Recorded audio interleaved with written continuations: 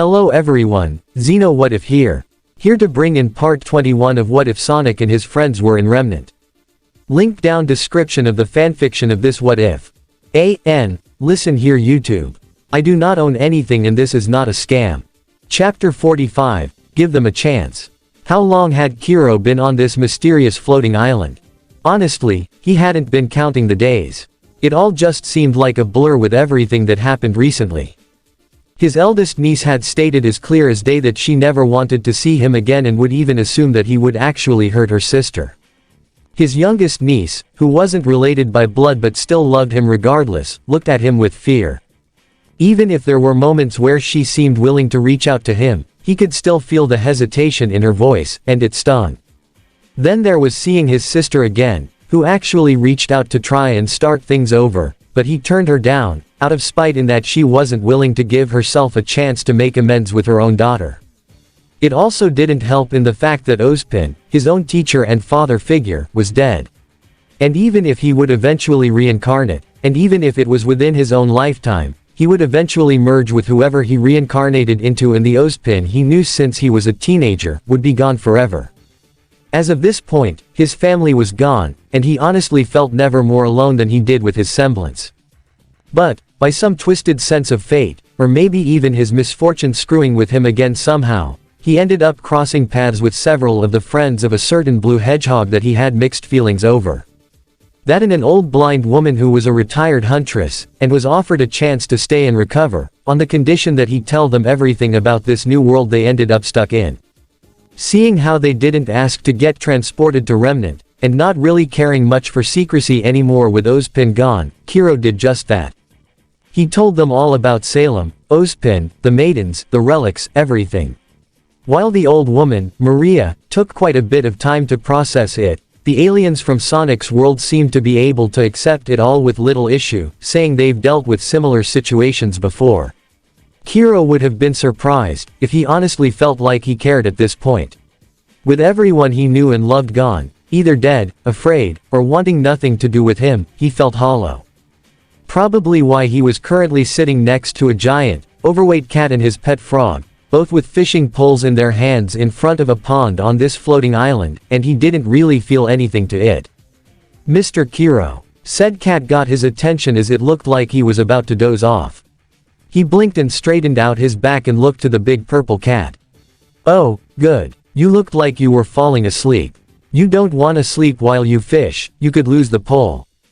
Ribbit. The frog on the cat's shoulders croaked. Kiro rubbed his hand down his face as he reached for his flask, only to find it was empty. He then remembered how he emptied it before coming to this island and went to the bar where he met all these people. He honestly hadn't had a drop of alcohol since. Got anything to drink? He asked. Sure. Big reached around him and pulled out a gourd. It's made from all the juices from the fruits here on Angel Island. It's very sweet. Kiro took the gourd and sniffed it. There wasn't a hint of alcohol in it, but it was better than nothing. He then took a chug of it and let the taste sit in his mouth. Tasty. It was pretty sweet, actually. Glad you like it. Big smiled. How long have we been here? Kiro asked. A couple hours. Still no bites yet. Big answered. The man sighed. No surprise, fishing was always a slow way to pass the time. He remembered a few moments with his old team where they had to try and catch fish when they were in the Mysterlian wilds. Summer, the optimist that she was pretty excited since she never actually fished before. Raven just made a wooden spear from a tree branch and skewered whatever fish she saw. Summer gave a pout, saying she wanted to actually fish and not be like a caveman with Ty laughing at the exchange. Kiro smiled as he remembered that moment rather fondly. He then noticed the line on Big's rod being tugged. Hey, think you got a bite? Kiro told the cat. Oh, yes I do. Big reeled the catch in easily enough with a surprise tout of strength. The fish was actually rather big, about half as big as the cat himself. Look Froggy, we got a big one. Ribbit. Huh, nice catch. Kiro complimented. Alright. Big took the fish off the line. Back in you go. He threw the fish back into the pond, which swam away. Kiro blinked in surprise as he saw that. You're not gonna eat it. Not hungry right now, Big said as he sat back down and threw his line in the water. You do know that thing's not gonna come back now, right? Kiro told him. Fish may not be all that smart, but they do got survival instincts. Then I'll just catch another one. Big replied. Once again, Kiro just stated. Why do you even fish then if you're not gonna eat them? Sometimes I do, but fishing is more than just about eating for me. Big explained. It's nice and relaxing. I'll always go on adventures with Amy, Cream, Sonic, and everyone, and I'm happy to help if they need me to do. But honestly, I just love the peace and quiet. Right, Froggy? Ribbit. The frog croaked again. Do you like the peace and quiet, Mr. Kiro? Big asked.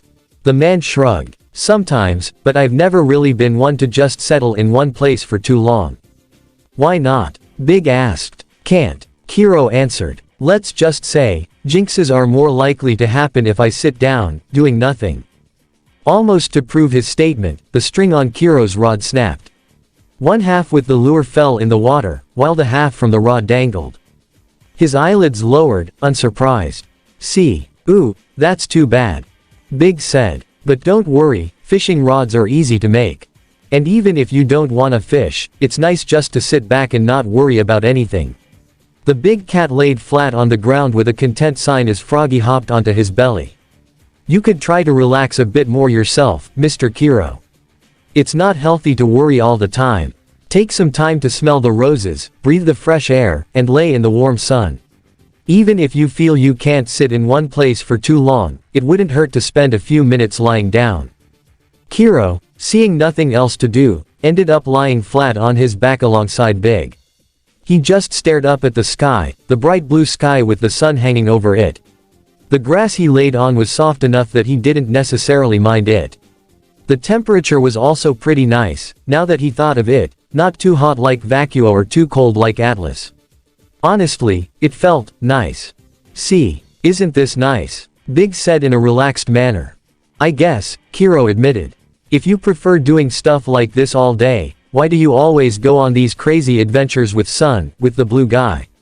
You do know that people are more likely to die in stuff like that, right? Because my friends need me. Big answered simply. Do I need a reason to want to help my friends? Kiro was genuinely surprised to hear that. It was such a simple yet sincere response. No real intention other than a desire to help those he cared for, no ulterior motives or anything. Not that a simple guy like Big here would have ulterior motives. He honestly seemed like one of the most innocent people he'd ever met. Right next to. He blinked for a second, and Kiro saw Summer lying in the same spot in Big's place. Do I need a reason to want to help my friends? Kiro got back up, the gourd still in hand, as he stretched his limbs. I'm gonna stretch my wings. Thanks for the time.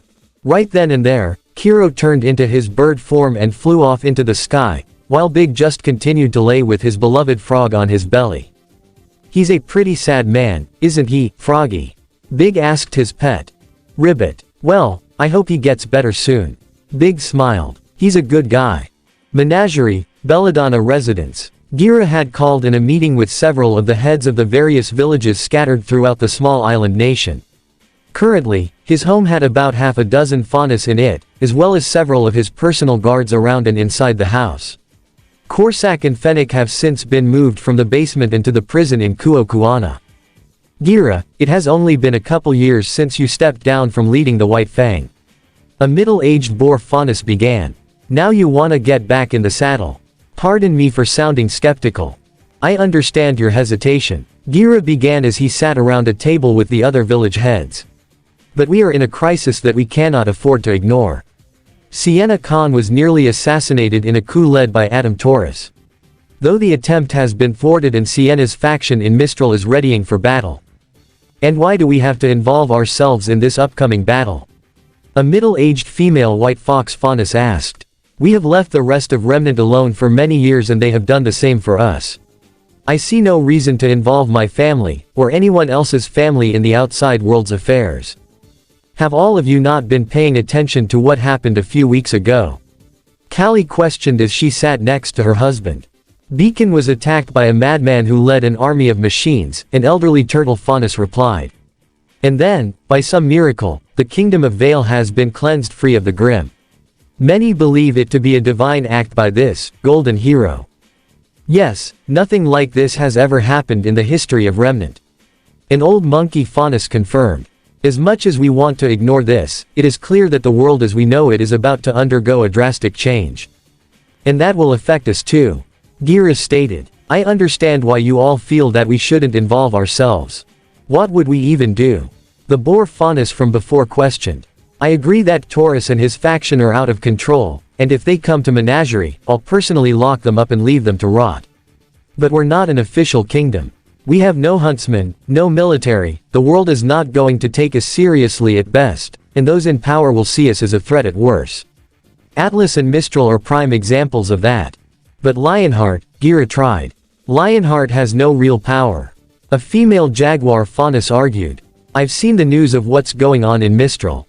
The council's taken over and even its own huntsmen have abandoned the villages outside the main city. It also doesn't help that Malachite, a well-known anti-Faunus crime lord, pretty much controls the whole thing. But if we just keep out of it, the threat will come for us. Kali stated. Sienna Khan was nearly assassinated. That woman made her choice when she decided to wage war against humankind. The female white fox Faunus interrupted. If we join with her, all of Menagerie, if not the Faunus as a whole, will be seen as White Fang and all of Remnant will go against us. Not if we lead them against the true enemy of Remnant. Kiro exclaimed. Who would want to follow us? A wolf Faunus questioned. And even if we do gain support and push this, Dr. Eggman, back, how can we know for certain that humanity won't stab us in the back? We understand what you're trying to do, Kiro. The elderly turtle Faunus said. I personally agree that we should defend ourselves for if and when an enemy were to come to Menagerie's shores. But nearly everyone at this table has a family, and I believe I speak for everyone, including you, when I say that none of us want to send our families and loved ones into a war. Both Kiro and Kali looked to each other with concern. They know how their people felt and didn't fault them for thinking this way. And yet, at the same time, they knew from what their daughter and her friends have told them, that if they don't rise up to deal with the coming threat, the threat they face will come for them. At the same time, Blake, Sun, and the Chaotix were outside the large house, standing on guard for if and when an enemy could attack. At this time, they also seemed to be tending to their own weapons to make sure they were in working condition. Blake and Sun's respective weapons of Gamble Shroud, and RWBY Bang and Jingu Bang, had been cleaned off and reloaded with dust. Espio appeared to be keeping Cyclone and Inferno, Haven been taken from the defeated Albane twins. Vector, now using the axe that Kiro had lent him, just had it equipped with additional features, such as a built-in flamethrower, as well as dust cartridges for a special shockwave-like attacks used for when the axe blade is struck with enough force. Charmy had a specially made armored stinger around his natural one that made it both harder and sharper. Hey, you sure you don't want any guns on there? Sun asked Charmy as he finished putting on his armored pants, with his stinger fitting in nicely. Maybe shoot stinger bombs. Maybe, but it all sounds too heavy since I'm wearing it. The little bee said. Just having some extra armor is fine with me. Plus, I'm fast enough to outpace any bullet. He flew around the group rapidly for emphasis. Blake had a half smile on her face as she saw this kid's energetic innocence, it reminded her so much of RWBY. I can certainly see that. They sure seem to be taking a while in there. Espio noted, looking seriously towards the main door of the Blake's family home. Got a lot of important stuff to talk about, I imagine. Vector commented. Sun's smile faded as he looked in confusion. I don't get why they gotta make such a big deal out of it. The whole world's in danger, right? Wouldn't it make sense to join the fight instead of just sitting and waiting? Because not every Faunus on Remnant is like you and me, Sun. Blake told him. Not all of us are fighters. Those who live on this island, particularly those that weren't born here, came here to try and start a new life for themselves, away from all the prejudice and violence. Menagerie's full of people who just want to be left alone. And now they are essentially being asked to put their lives on the line for a world that has rejected and feared them for so long. Espio said in understanding. Exactly. Blake confirmed. I guess I never thought of it like that, Sun said, as if he was finally seeing something that he didn't even notice was there. What, you never had to deal with any of that yourself? Vector questioned. Course I've had, Sun replied. But, I've spent most of my life in Vacuo, and there are people who don't like the faunus there either, but for the most part, if you survive there, you're welcome there, faunus or not. It's nowhere near as bad as it is in Mistral. But you went to Haven, Blake recalled. Yeah, and I did get called a few names from time to time, but I've ignored it for the most part. Sun smiled. And if anyone tried to do anything funny with me, I'd do something funny to them right back. Like, this one time, this jerk tried to put up a hateful sign on my door, saying nobody wanted me there. Blake especially looked in sympathy at that. So I just ended up following him around and acted like I was his favorite person in the world. He chuckled. Rumors ended up flying around that we were actually dating. Huh. You should have seen the look on that guy's face, it was priceless. Charmy laughed hard as he fell to the ground and threw his arms and legs out in a fit of laughter. Holy moly, that's hilarious. The little bee laughed like it was the funniest thing he'd ever heard. Even Espio gave a slight smirk himself while Vector chuckled, and even Blake tried to suppress her laughter. Way to turn it back on kid. The crocodile gave Sun a thumbs up of approval, causing Sun to smile with shiny teeth. Yeah, that was funny. Blake admitted before her smile faded. But not everyone can take stuff like that with a smile. Sometimes it gets too much, and they end up either running or biting back. Sometimes even both. It's how the White Fang got started and ended up the way they did in the first place. At least your father tried to steer it in the right direction. Espio commented. Until that Sienna Khan lady took over. Sun said. And I get it, Blake, you got a history with her, and think she can help out. And if she can, great. But she also let that psychopath Adam in, who ended up working with folks who are even worse. Yeah, I know. Blake admitted. But, not everyone in her White Fang was a psychopath. There were some good people there who thought fighting was their only option. Some of them lost friends and families, and we definitely can't take that with a smile. But your parents are okay. Charmy said. My dad was nearly assassinated multiple times. Blake put in bluntly, causing Charmy to backpedal. And I wasn't talking about me. You got any friends who lost folks in there? Vector questioned. You told us how that Adam guy lost his parents, but I doubt it was just him. No, Blake sat down on the ground, prompting everyone else to do the same. Her name is Ilia, and both of her parents were killed, working in a Schnee dust mine, in Atlas. She's a chameleon faunus, so she could pass as human. Her parents helped her to get into a prep school at Atlas, thinking she could live a better life for herself. But when word got out of a mine collapse, and her parents' deaths, as well as other faunus workers, reached there, some of her classmates laughed. What? Sun exclaimed with Charmy gasping in shock. Vector growled hard while Espio narrowed his eyes firmly. This is all second-hand information from her. I wasn't there, Blake continued. But she told me that right after, she broke all their teeth. Kinda sounds like those punks had it coming. Vector said. Seriously, who the hell laughs at something like that? Sun questioned, still in shock over what he just heard. A bunch of high-class elites who think they're better than everyone else. Blake practically spat. If you ask me, Ilia was right to leave and join the White Fang. She had every reason to be angry, and I don't fault her one bit. The problem is, nobody in Adam's White Fang took that anger and weaponized it. Turned it into a sword that they could use to cut down anyone they saw as guilty. Essentially, becoming no different from those who hurt them, and continuing the cycle of violence. Espio said, do you believe there is a chance that this Ilia character could turn around? I hope so, Blake answered truthfully. She was my friend, we've been through a lot together. She was at Beacon, on Eggman's side of things, but I could see that she was unsure of everything that was going on. And I saw that before when we met at Mountain Glen. If I can get through to her. What kind of relationship does she have with that Sienna Khan lady? Vector asked. She looked up to her. Blake replied. And do you think that she'd be on Adam's side in trying to assassinate her? Vector asked again. Blake saw what Vector was getting at, causing her eyes to widen in realization. No, absolutely not. If she found out about that, she might switch over. Charmy beamed. Hey, one more ally is better than none at all. Sun seemed on board with it. Any idea where we might find her? Blake sighed. No, that's the hard part, isn't it? But I still want to give her a chance. However, it would seem that maybe Ilia was closer than they thought. For the chameleon girl was hiding in one of the surrounding palm trees on the east side of the mansion.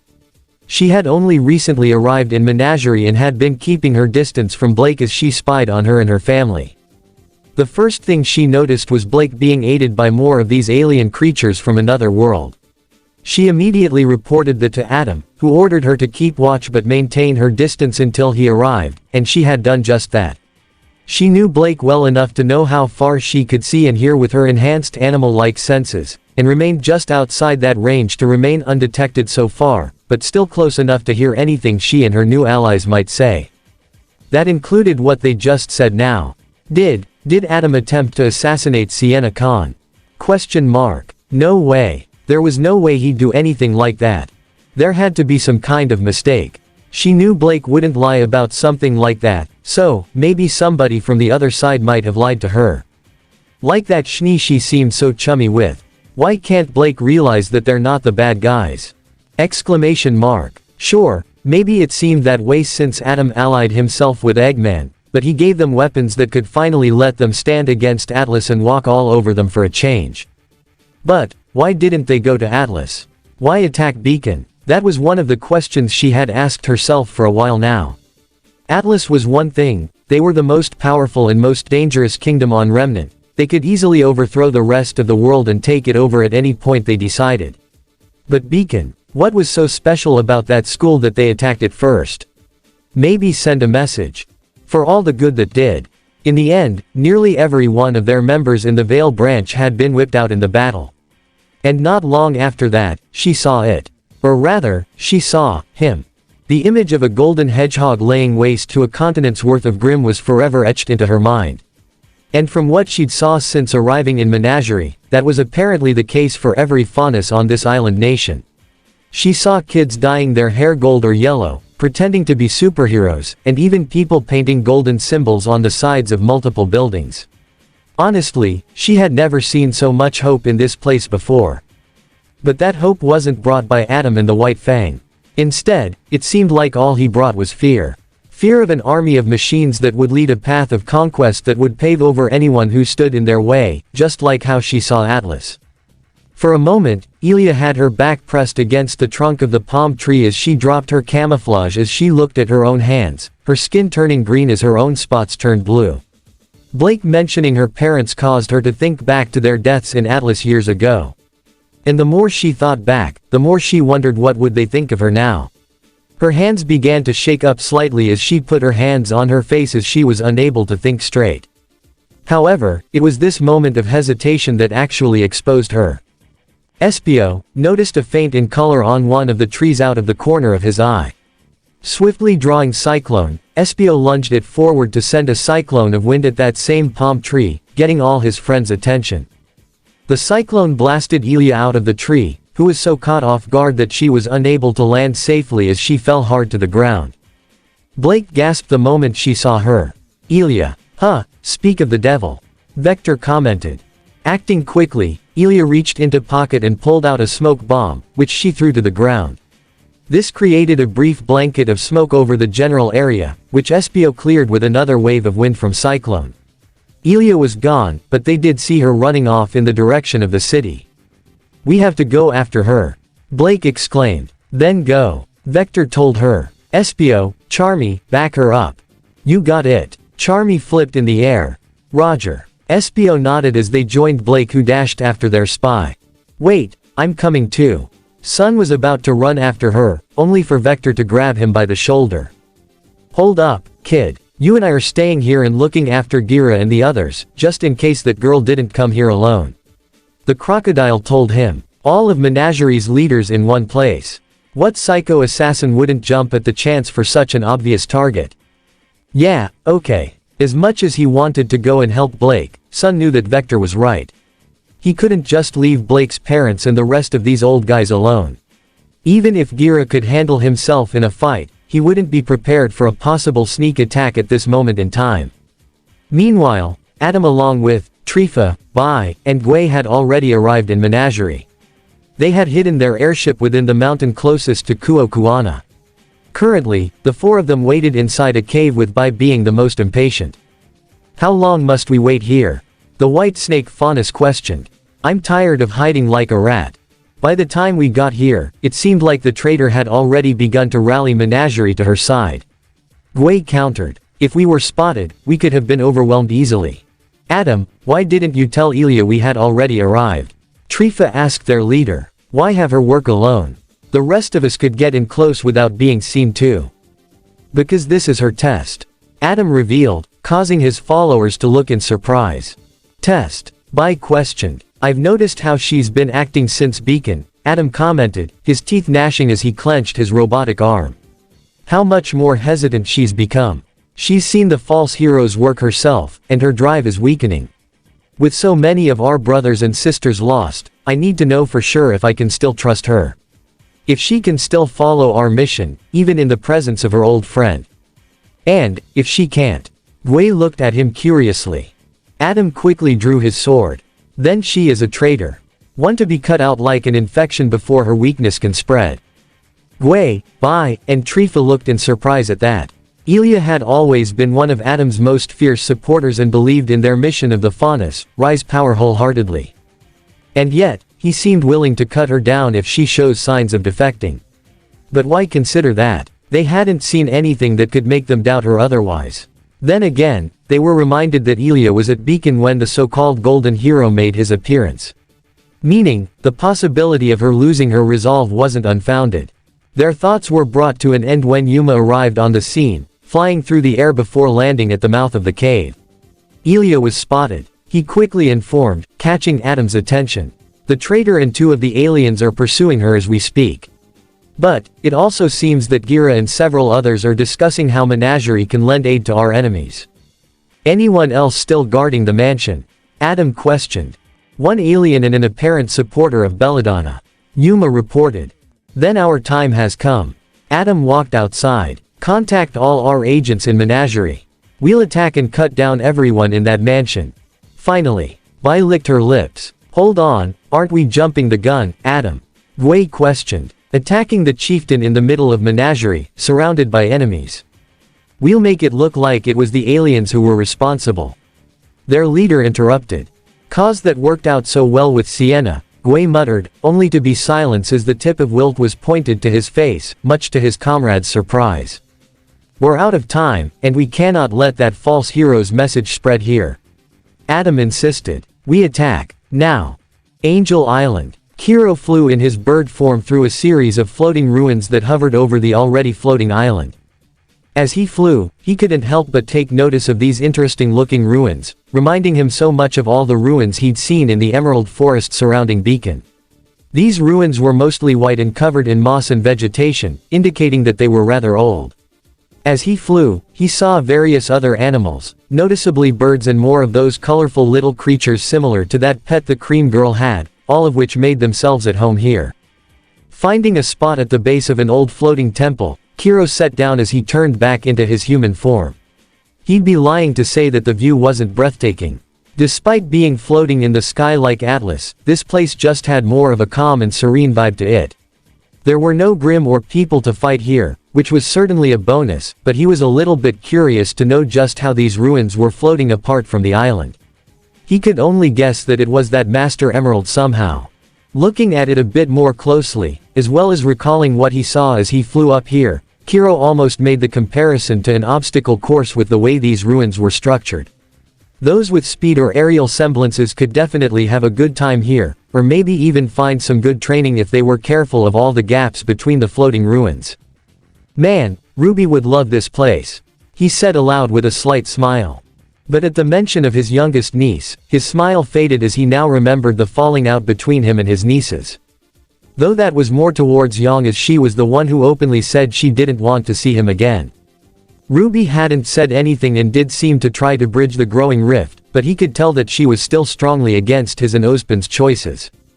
Though, admittedly, maybe they could have done better than just volunteering one of her friends and classmates into being their fall maiden, and probably could have looked for a professional huntress to take the mantle instead. But he thought Beacon would be a safe place. Given what happened though, with the academy being infiltrated and then attacked, that was clearly no longer the case. Kiro put his hand on his face, being reminded of just how much of a mess this whole thing was. First beacon was breached, then his whole family was falling apart. Well, maybe not everyone. He still had Tai, his former partner and best friend. But he hadn't really said anything to him since leaving Patch. Maybe he could give him a call and see how he and Glinda are doing in rebuilding Beacon and helping to stabilize the now Grim-Free Vale. Grim-Free, yeah. Those two words that he never once thought he'd ever hear in his lifetime.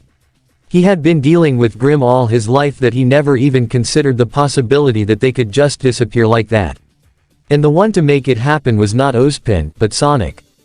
With a sigh, Kiro reached into his shirt and pulled out the envelope that Tai had given to him.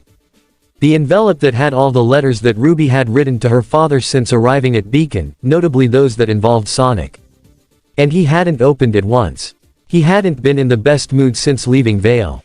He didn't make any intent to learn why Sonic and his friends were so deeply admired by Ruby and Yang. He had been too bitter and angry towards them since the fallout between them and Ozpin's group, including himself.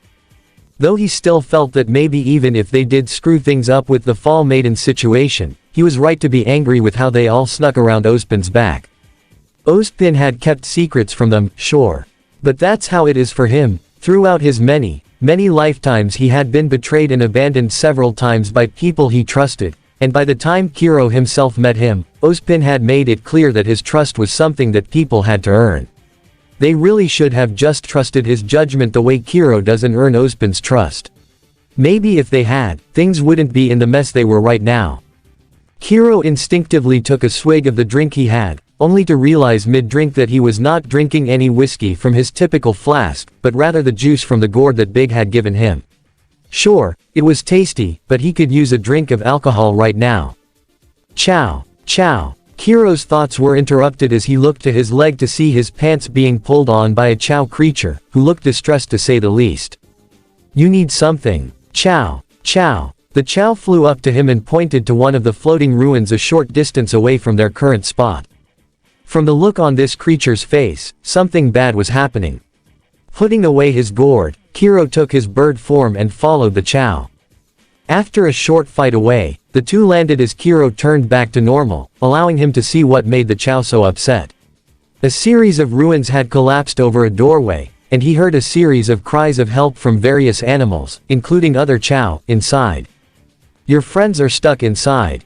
Kiro asked the little creature. Chow. It nodded rapidly and looked to him with a pleading expression, begging him for his help. Okay, you might want to stand back, Kiro advised as he walked forward and quickly pulled away the rubble from the top of the pile and made his way downward. A lot of this rubble felt heavy, but nothing too strenuous for him. As soon as he removed the top half, a great many birds and Chow all flew out from the opening. But wanting to make sure that none were buried under the rubble, Kiro quickly moved all the debris out of the way until he reached the floor. Thankfully there were no animal corpses or blood, which was a relief. The man looked up to the air above him where he saw all the little birds and Chow happily flying and exchanging hugs with each other, happy to be free and safe. Kiro smiled at that. The same Chow who brought him flew closer to him and chirped happily. Chow. Yeah, you're welcome. Kiro waved off. Try to be more careful next time, K. Chow. The little creature nodded in understanding as he and all his friends flew off into the sky, which only made Kiro smile even more. That was really nice of you. Looking to his right, Kiro saw Cream, Cheese, and General recently arrived, the little girl using her ears to flap and fly, which honestly made Kiro almost balk. The little fox using his tails to fly was one thing, but this was still a surprise. Big told us that you would be flying near Sky Sanctuary, so we came to see if you needed company. Cheese said. Sky Sanctuary, huh? The man looked around at the ruins again. Name certainly fits. Indeed, these ruins were once the home to several ancient tribes in our world, including the Echidnas who once inhabited this island. General explained. While visually stunning, it is dangerous for those who cannot fly or jump the gaps between the ruins. Thanks Tin Man, but I'm fine, Kiro said as he prepared to turn into a bird and leave. Mr. Kiro. Cream interrupted this takeoff. Please, just Kiro. Calling me, Mr., makes me feel old. I may be in my early 40s, but I still got a long way to go. He replied. Big said that you might get lonely up here, so if it's alright with you, can General, Cheese, and I keep you company? Cream offered. Thanks, but I'm fine. Kiro waved off and was about to transform again, only for Cream to grab his hand, much to his surprise. You don't seem fine. You seem sad, and you might need somebody to talk to. The little girl told him. I can understand if some people need some alone time to sort some things out, but everyone needs a shoulder to lean on every now and then. And you look like you need that right now. What, was this girl psychic or something? Kiro was tempted to gently tell her to leave, as in a way not to hurt her feelings. The last thing he wanted was for her to get caught in his misfortune. His semblance in a place like this would be a recipe for disaster in the worst-case scenario. And yet, for some reason, he had a feeling this kid wouldn't take no for an answer. Just like. He blinked and for a brief moment, Kiro saw RWBY when she was only a toddler. This really was just like her, when she would always try to follow Kiro whenever he was home and around and refusing to stay away. She was so stubborn it was cute. But then again, like mother like daughter. Okay. Kiro accepted. But be careful. If you see anything that might collapse, let me know. Don't worry. General's got some good eyes on him. Cream smiled. Warning of structural integrity noted. The robot gave a thumbs up. Ciao. Even Cheese saluted, indicating he would keep his eyes out. Kiro shook his head with a slight smile. Try and keep up. He finally turned into his bird form and flew deeper into Sky Sanctuary, with Cream, Cheese, and General right behind him. Menagerie. It was evening as the sun was slowly beginning to set as the streets crowded with hundreds of faunas, making their way up and down, as well as buying merchandise from various stands. Everything seemed like a typical day in the Kuo-Kuana. So much so that the people didn't look up to notice Charmy flying high above the streets, while Espio and Blake hopped from building to building, keeping their eyes peeled for a certain chameleon girl whom they had been chasing. Sorry guys, but I lost sight of her. Charmy said to Blake and Espio as he flew closer to them. She's about as good as you, Espio. We shall see. The ninja said seriously. There are limits to her abilities. Blake informed. She can change the color of her skin, but that's it. She can't turn invisible. But in a small and cramped town like this, there are plenty of places to hide, especially if one is versed in the art of stealth. Espio commented. Similarly, though, one who is trained in the art of stealth can take notice another, if they understand how they operate. He closed his eyes and focused on his senses. Use your senses, Blake. He told her. She has to breathe, right? Listen for the subtle changes in breath, between the people who go about today like normal, and someone who is trying to stay hidden. Doing as Espio instructed, Blake closed her eyes and focused on her own heightened hearing. At the same time, Espio's senses reached out to the surrounding area as well. Charmy, likewise, hovered in the air as he tried to look for anything unusual with his eyes. The two stealth experts tried to sift through what they could hear or sense between the casual conversing of the people below for any sense of fear or nervousness. After a moment, Blake could pick up the sound of heightened breath, while Espio picked up a small trace of fear. Both of them looked across the street and slightly up the hill to a spot in between two buildings. Espio made a slight whistle, catching Charmy's attention. He then pointed to the spot, causing Charmy to nod seriously as he flew straight there. The little bee appeared in the middle of the two small buildings, which was dark from the shadows. But Charmy had been in dark spots before. While he wasn't as intuitive as Vector, Charmy had a few skills of his own, such as using the environment to his advantage. He put his back close to the ground and rapidly buzzed his wings to kick up plenty of dust and dirt all over the alleyway. That's when he heard a cough on his right. Buzzing harder, Charmy kicked up more dirt to make an even bigger cloud of dust that forced Ilia, whose skin had turned pitch black, to cover her face and shield her eyes as she coughed. She's over here. I got her. Charmy shouted for his friends to hear him, but was quickly swatted down by a slash from Ilia's lightning lash. She stood over him as she aimed her weapon at him, but there was a moment of hesitation as she saw up close and personal Charmy's eyes. He's just a kid. This moment of hesitation, however, was enough for Blake and Espio to both arrive. Blake covering the exit of the alleyway towards the streets, and Espio appearing on the other side to cut off the exit toward the palm trees. Ilia. Blake called to her, but in response the chameleon girl aimed her weapon at Blake, prompting Espio to draw Cyclone and Inferno, while Charmy used this to slip underneath Ilia's legs and move towards Espio. Please, it doesn't have to be like this. Put your weapon down and just come with me. Let's not fight. You would be wise to accept that offer. Espio advised. Unlike your former comrade, I'm not so forgiving. Ilia hesitated for a minute before quickly extending lightning lashes whip form as electricity surged around it. She quickly lashed in a perfect circle to kick up a smoke cloud, complete with a flash of lightning for a makeshift flash bomb before leaping up to the rooftops. Though Charmy was quick to fly after her as he gave pursuit. Can't outrun me. The little bee zoomed in quicker than Ilia anticipated and lunged his armored stinger towards her, striking her in the side and knocking her down onto the rooftops. Charmy went right for her with his stinger again, but Ilia rolled away and lashed out with her weapon to ensnare Charmy, while also shocking him before throwing him away into the sky. But this ended up giving Blake a chance to catch up as she had Gamble Shroud drawn and slashed her blade at Ilia, who quickly blocked it with her own weapon. Blake saw Ilia's hesitance and pressed forward, slashing her dual blade and sheath rapidly to keep Ilia on her toes. Being forced back, Ilia leapt behind to the rooftop, only to be intercepted by Espio as he appeared out of nowhere to land a double kick in her stomach and knock her back towards the street, this spot being a bit more open. Though this gave Ilia a chance to roll and recover as she dashed as quickly as she could. Blake and Espio both landed on the ground behind her and ran in pursuit with Charmy quickly joining them. Ilia looked ahead and noticed an unmanned cart filled with half a dozen boxes being connected by a small tractor-like transport. Acting quickly, Ilia kicked up her pace and slashed lightning lash at the hitch, causing the cart to move downhill. Seeing what she was doing, and noticing the crowd of people behind them, Espio gave a command.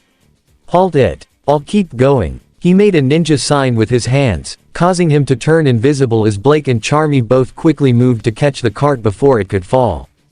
Ilia nimbly moved between various alleys of interconnecting buildings, making turn after turn, squeezing between every narrow spot that she could find with the intent of losing her pursuers.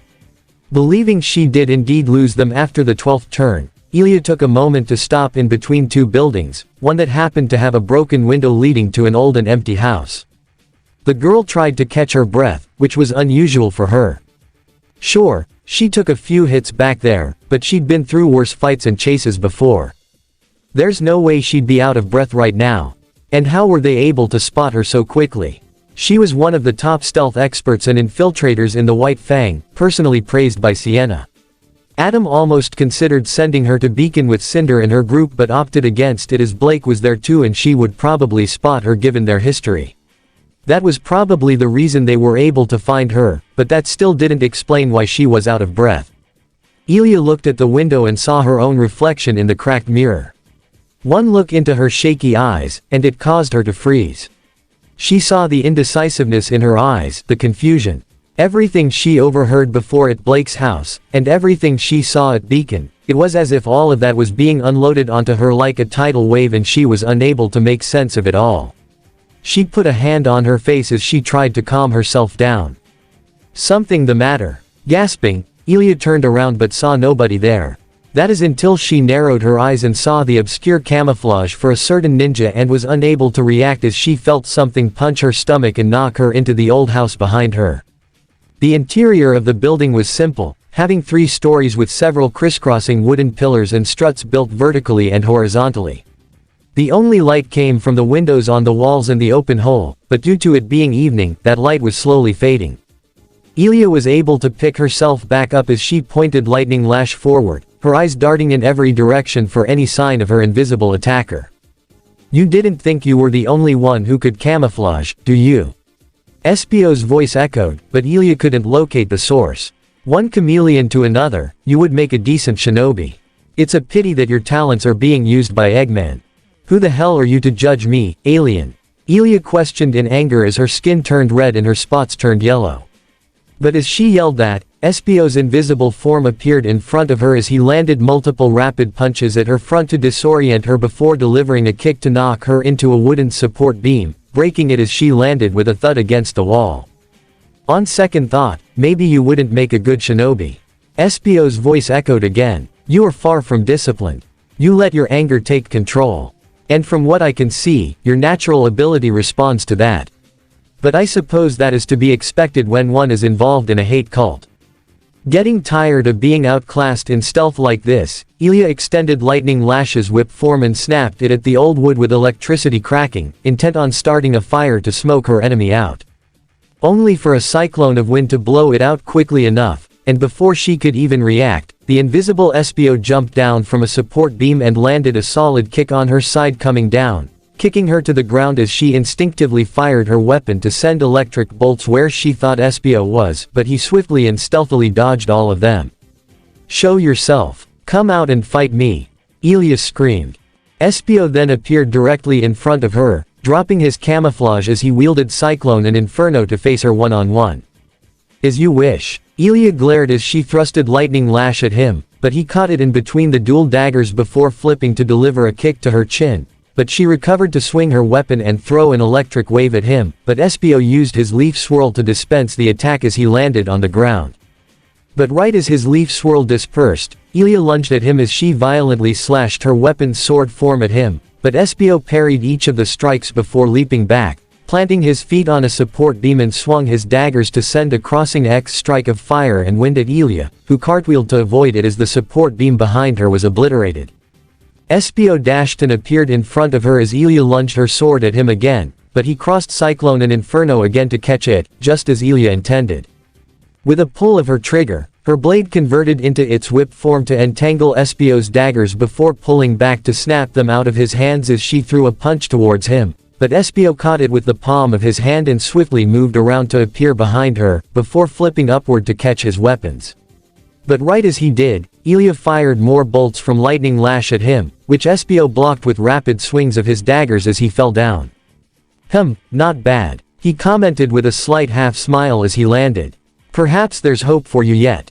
Ilia yelled as she rushed him and brought her blade down towards him, which Espio blocked with Inferno before thrusting Cyclone to send a wind tunnel at Ilia to blast her back, her aura briefly flashing as she crashed through another support beam and into the wall. "What is this? Are you mocking me?" she exclaimed as she held her side. "I'm testing you," Espio answered simply. "Blake seems hopeful that you will defect, so I'm curious as to see how you would fare in battle. You would definitely hold your own against the Grim and Eggman's badniks, certainly. Though against experienced fighters, you could use a little more work." Testing. He was testing her. Such a thing would honestly be one of the biggest insults that she had ever been dealt with. Like he was above her. Looking down on her, just as so many people had done because she was a faunus. But, it was what he said about Blake that really got her attention. She was, hoping to leave the White Fang. Such a thought made her fierce look waver. "I can see the doubt in your eyes," Espio told her. "Maybe there is hope." He twirled his daggers before putting them away. "What I said before about not being so forgiving, that's only for those who do not wish to mend their ways. The White Fang have committed numerous crimes and I firmly believe that justice must be served. But that doesn't mean all involved must be punished, provided that they are willing to change." He walked over to Ilia and extended his hand. "Are you?" She looked at his hand for a brief moment before her anger returned. "Justice. What do you know about justice?"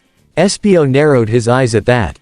"Maybe there's justice where you come from, but here. No." She glared at him Firefly as she snapped Lightning Lash again, forcing him to leap backwards. "There is no such thing as justice.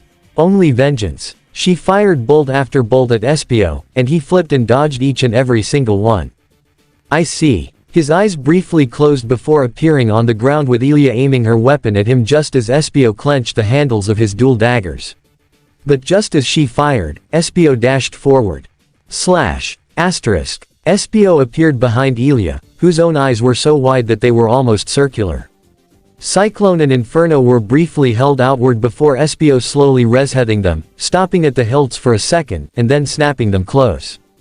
The second they did, a cross-slash of fire and wind appeared on Ilia's front right before they exploded to blast her hard into the ground, shattering the wood underneath as she was smashed into a basement underneath. Her aura finally shattered as she was rendered unconscious. Espio sighed as he stood back up and looked towards the open hole to see both Blake and Charmy. No doubt they saw the fight finish. "That was really cool, Espio," Charmy said with excitement. He nodded to his young cohort before looking to Blake as she went over to look down into the hole and see Ilia's unconscious form. She's alive, Espio informed. If you wish to conform her, perhaps you'd best be the one to do it. But I doubt it'll be easy. Of course it won't. Blake already knew that. Still, her eyes were filled with fierce resolve. But I'm not giving up on her. Angel Island, Sky Sanctuary. After flying through the floating ruins for a good while, Kiro had managed to find a long path that he could stand and walk on with a series of pillars on the right side. He sat down in his bird form and turned back to normal while Cream and Gemerald sat down next to him and Cheese floated by his beloved owner. Okay, I admit it, this place is kinda cool. Kiro commented. Sure, Atlas could float too, but it was all too fancy and filled with a bunch of self-entitled snobs, not to mention cold. But this place, I could kick back with a drink here. The peace and quiet ain't half bad. Angel Island really is pretty. Cream said with a smile, but she also noticed something in his phrasing that left her concerned. Do you, like always being alone, Mr. Kiro? Again, just Kiro. He insisted before looking away slightly. It's not that I like being alone, I just find it to be less complicated and better for everyone else. But what about your family? Cream asked. I know you have a sister, but don't you have two nieces too? And what about their father? Kiro's eyes were filled with mixed emotions at all that. I would like to spend more time with them, but I just can't. Before he could be asked to elaborate further, a pillar near them began to crack at the base. But because this pillar was so old and already damaged, that one crack in the right spot was enough to cause it to slowly tip over. Fortunately, Gemerald had quickly detected it. Alert! Stay back. He reached out his arm to stop Cream and Cheese from going forward while Kiro stopped in his tracks as the pillar fell over directly in front of them with a hard crash. Kiro gave an unsurprised sigh, which Gemerald noticed. Thank you, Gemerald. Cream smiled. Ciao. Cheese thanked him too. But they both noticed Gemerald looking at Kiro, causing the two to look to him as the man seemed more than a little uncomfortable. Is something wrong? Cream asked. Subject Kiro Bronwyn's stress levels are abnormally high. Gemerald analyzed. Mind your own business, Tin Man. Kiro glared. Please, no fighting. Cream quickly came in between them, along with Cheese. Ciao, ciao, ciao. I'm sorry, Mr. Kiro.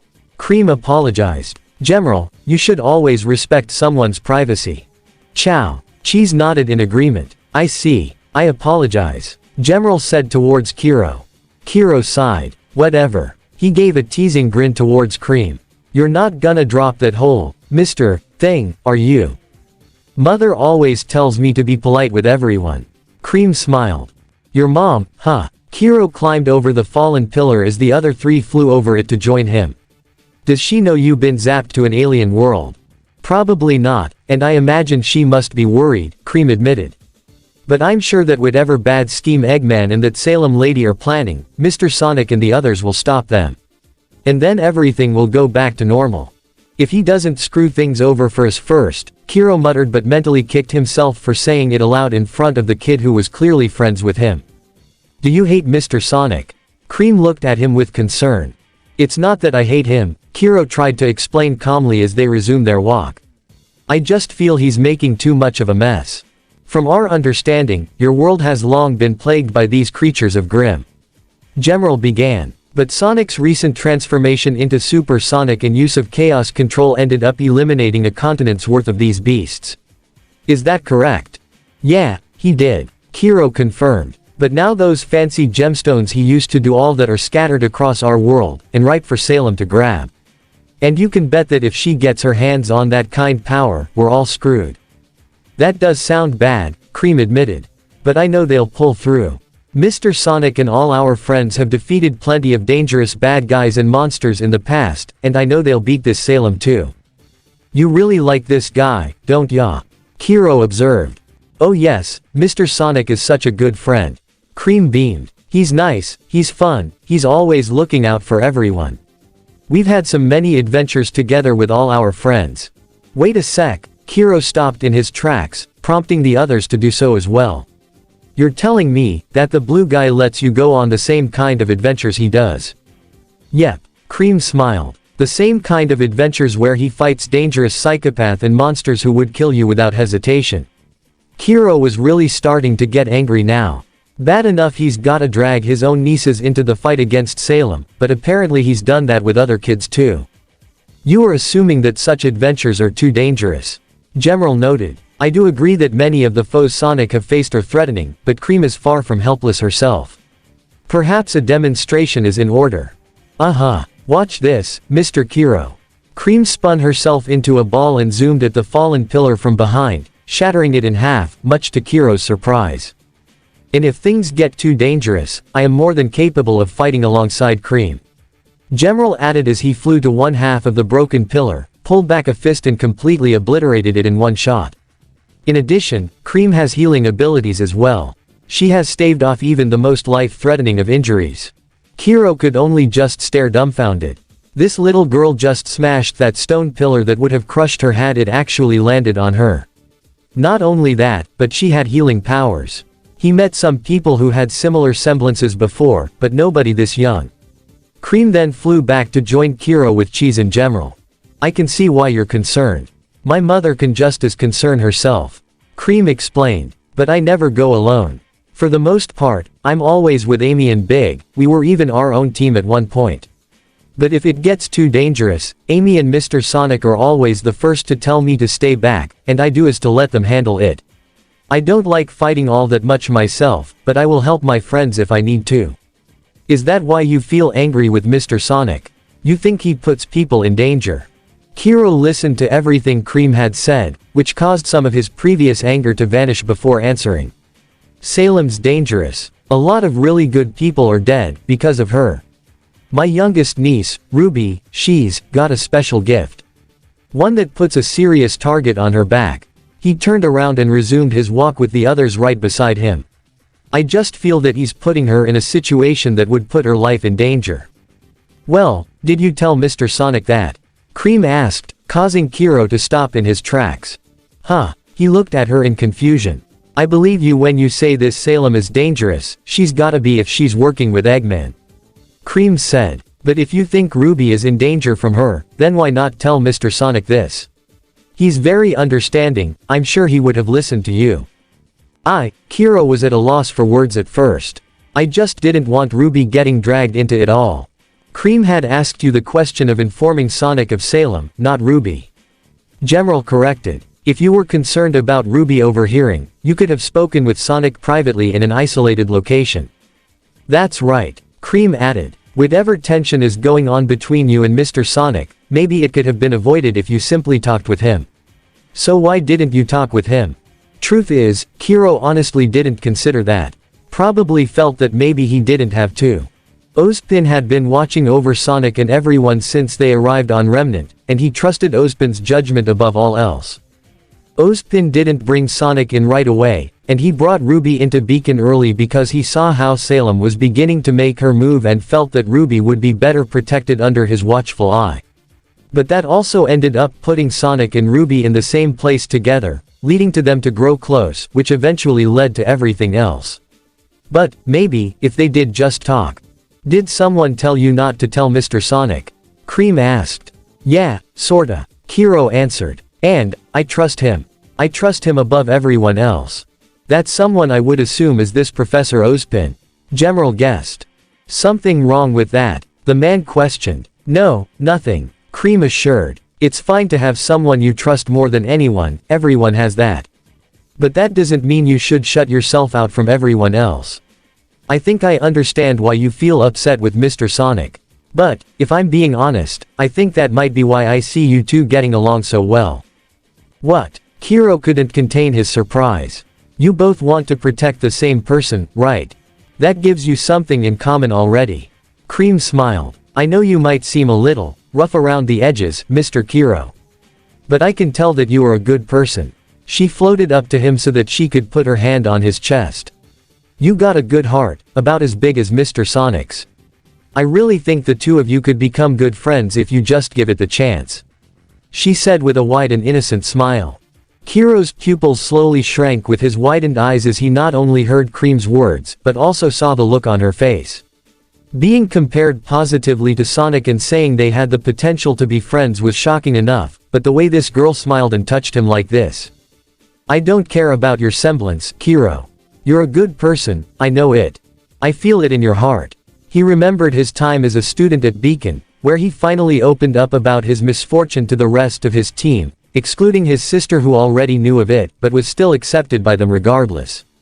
Summer even put her own hand over his heart as she looked at him with the same smile Cream was given. I see that underneath your cold and grimy exterior, you got a heart of gold at the center. And I would trust you with my life. She finished with a wide and innocent smile. Before he knew it, a few tears fell down his eyes, much to Cream's surprise. Oh no, did I say something? Cream said in minor distress. I didn't mean to make you cry. No. He cleared his throat and wiped away the tears.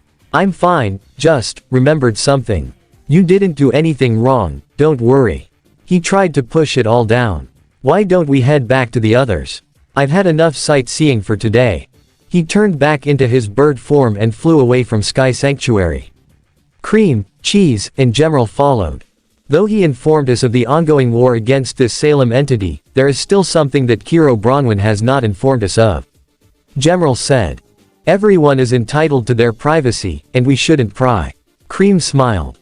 Chow. Cheese voiced in agreement. You believe him to be trustworthy? Gemerald inquired. Of course, I do. Cream confirmed. I do know that he's not exactly perfect, but I can tell that he's good. You shouldn't judge someone before getting to know them. You would know about that, wouldn't you, Gemerald? Yes, I suppose I would. Gemerald responded. Gemerald was once a dangerous war machine designed by Eggman, modeled after Emerald and intended to be used as a tool of conquest for world domination. But despite all that, Sonic and the others were able to reawaken Emerald's programming and restore the good nature of the original Gizoid into his own body. Despite nearly destroying the world himself, Cream, Sonic and everyone gave him a chance to be good. He should extend that same notion to Kiro. And he will. Menagerie. Ilia's eyes slowly opened, but as she regained consciousness, she found her limbs were restrained in some manner. Upon fully awakening, Ilia found that she was in the same old house where she fought that alien. Her back was against a support beam as her hands were tied behind it, and her ankles were tied together. Looking up, Ilia saw Blake, Espio, and Charmy standing over her. Espio kept his eyes focused on her in all seriousness, Charmy seemed worried, and Blake looked with genuine concern. You sure that's gonna hold her? Charmy asked. If she gets loose, she won't make it far. And she knows it. Espio eyed Ilia warningly while she glared back.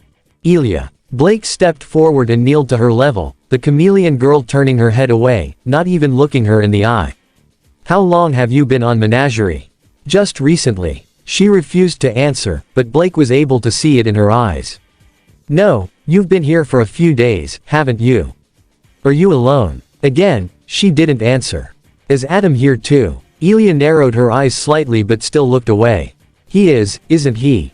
I need you to tell me where he is. So, you can throw us both in a cell and leave us to rot. Ilia questioned spitefully. So that he doesn't hurt anybody. Blake corrected. Corsac and Fennec have been stalking and targeting my family since I left, under his orders. You expect me to believe that? Ilia responded, only for Blake to throw a series of photos to the ground, all the photos Corsac and Fennec have taken of the Belladonna household, as well as Gira and Callie. Ilia looked in surprise, but quickly shook it off. Those don't prove anything. You could have taken them just to confuse me. If you won't take Blake's word, then how about Adam himself? Espio pulled out a scroll as he pulled up recorded footage of the message Adam sent the Albane twins that he and Blake found from infiltrating their house. Dr. Eggman is preparing for his assault on Beacon. Make no moves against the Belladonna family until you hear from me. You've done well to keep an eye on them since Blake abandoned our cause. Wait for my next message and do nothing until then. Ilia's eyes widened in absolute shock. That was indeed Adam's voice, but she still tried to dismiss it. It's gotta be fake somehow. Come on Ilia, you know I'm not tech savvy enough to fake something like that. Blake commented in partial annoyance. And deep down, you have to know that Adam is going too far. He led an all-out assault on Beacon, people died because of him. All by joining forces with a madman who wants nothing less than to conquer our world, and destroy anything that gets in his way. He betrayed Sienna and tried to kill her. Like how you sided with the Schnees. Ilia exclaimed. Don't you dare think of me as a hypocrite when you chose to befriend someone who has put our kind through so much pain. The worst of all humanity. Weiss isn't like that, though. Blake argued before putting her own hand on her face. Okay, yes. When I first met her, she was not as open-minded as any of us would like. But she's changed, she's trying to do better. And you're one to talk, cause you guys are working for the Schnee people too. Charmy pointed forward. Ilia looked at the young bee as if he had grown a second head. Are you crazy? I would never be caught dead. How do you think Eggman was able to obtain all the dust he supplied you? Espio interrupted. Someone in the SDC, likely someone of high position in the company, supplied it all to him. And he gave it all to you. No, Ilia looked in denial. No, there's no way. It's true, we have records to confirm it. Blake said. Eggman's playing both the White Fang and SDC, they're all puppets on his strings. And Adam knows this. He knows it and he's still working for Eggman. Wake up, Ilia. Maybe Adam did care about Faunus rights in the past, but that's long gone now. Now all he wants is to make the world hurt. Things have only gotten worse for the Faunus because he sided with Eggman. But we can still set things right, and you can be a part of that. She looked to her pleadingly. Come with us, Ilia. Help us stop Adam and Eggman before it's too late. It already is, Blake. You abandoned us. You abandoned me. Ilia shouted. We were partners. Friends. I trusted you with so much. I loved. She stopped herself from saying that last part, but she kept going with the rest. And you just left. I blink and you're gone. You didn't even talk to me about it. Her emotions were starting to come out as her skin turned red and spots turned yellow. But less than a second after, her skin turned blue, and spots turned green as tears were coming out of her eyes. Why did you leave me? Did I really mean nothing to you? Blake's expression softened before speaking to her. Though Ilia did stop herself, Blake was certain she heard her say the L word.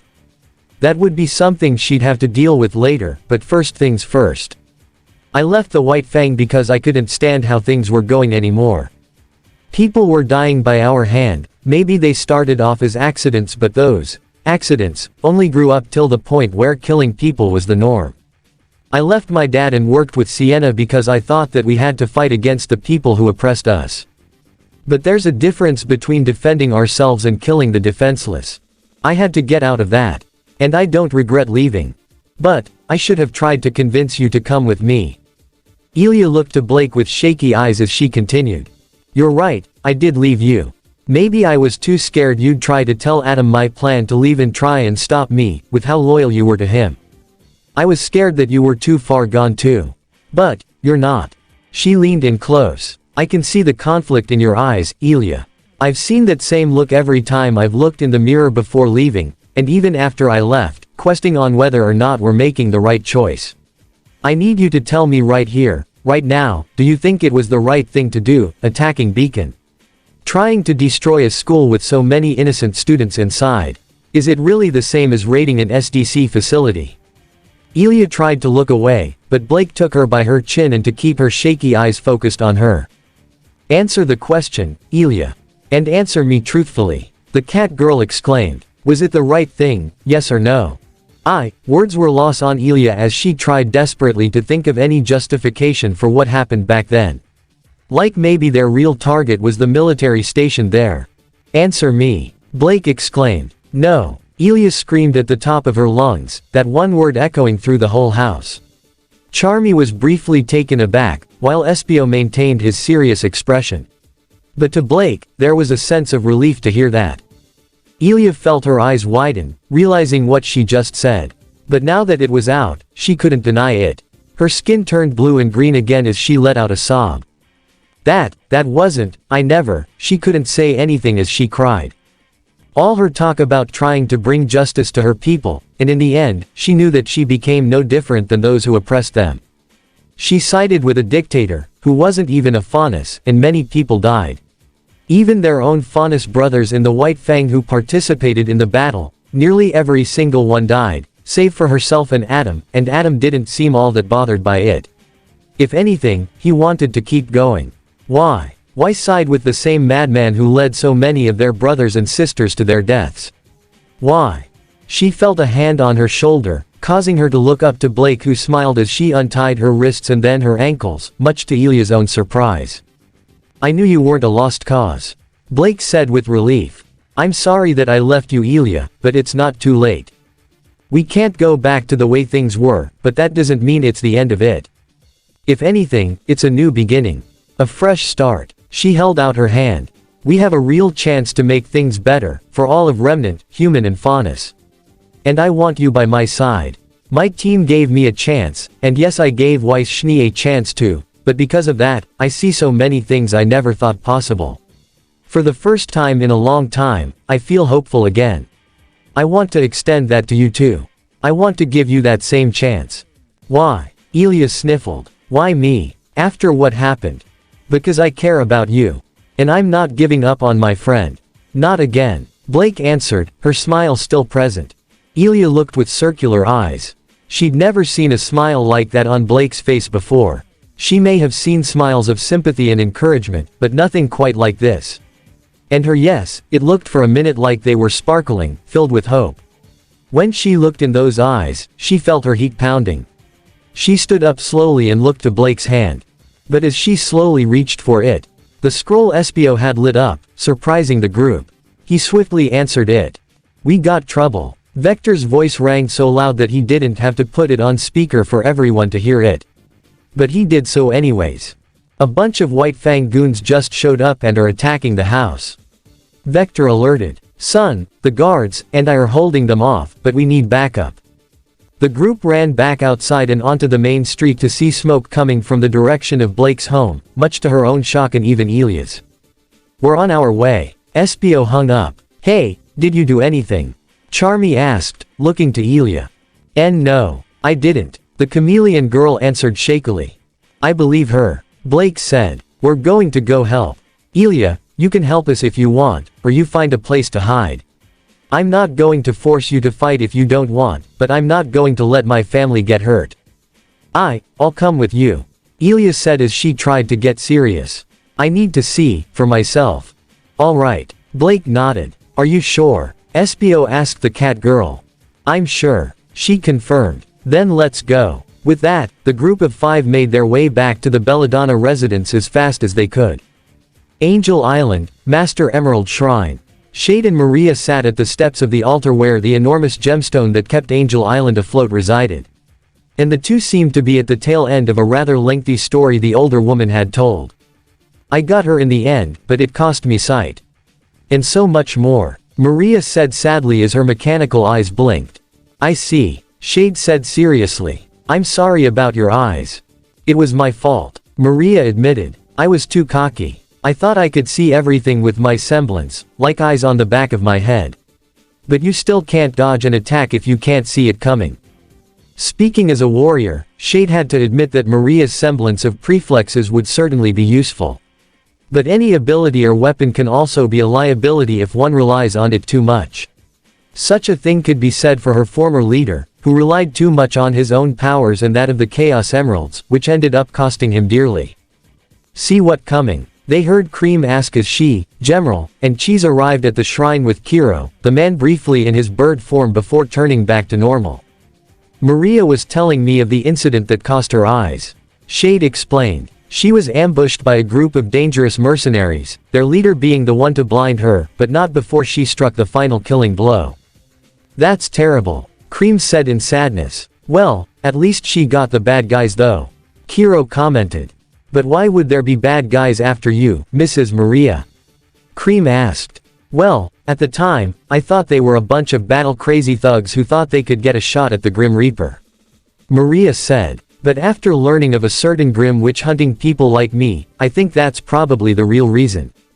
Wait, hold on a second, Kiro blinked as he had to double-take, to make sure he heard that correctly. Did you just say? You're the Grim Reaper? He pointed to her in clear shock. Yep, Maria confirmed. Or rather I used to be. Grim Reaper. General repeated. From the wording of the title, it is likely one earned through a reputation of slaying a large quantity of your creatures of Grimm. Maria nodded. I honestly lost count of how many Grimm I took out. I mean, do you really count how many loaves of bread you've eaten in your lifetime? She said in partial humor. The Grim Reaper, Kiro muttered as he actually had to find a rock to sit down. He was sitting in the presence of one of the most legendary huntresses in all of Remnant. I can't believe it. Are you fan of Ms. Maria, Mr. Kiro? Cream asked. Yeah, Kiro said, still in disbelief. The Grim Reaper is a legend in our world. I heard stories about her back when I was a student at Beacon. She was like a one-woman army, slaughtering Grimm in droves. I even modeled my own weapon after hers. I wanted to be like that myself. I wanted to be the next Grim Reaper. Hey, it is nice to know that some people still remember the work I've done, despite the disappointment I've become. Maria commented in sadness. Disappointment? Shade questioned. From what I gather, you've saved many lives in your time. Inspired the next generation even. How is that a disappointment? Because huntresses are supposed to fight till the bitter end. Maria answered. But after I lost my eyes, I was too afraid to pick up my weapon again.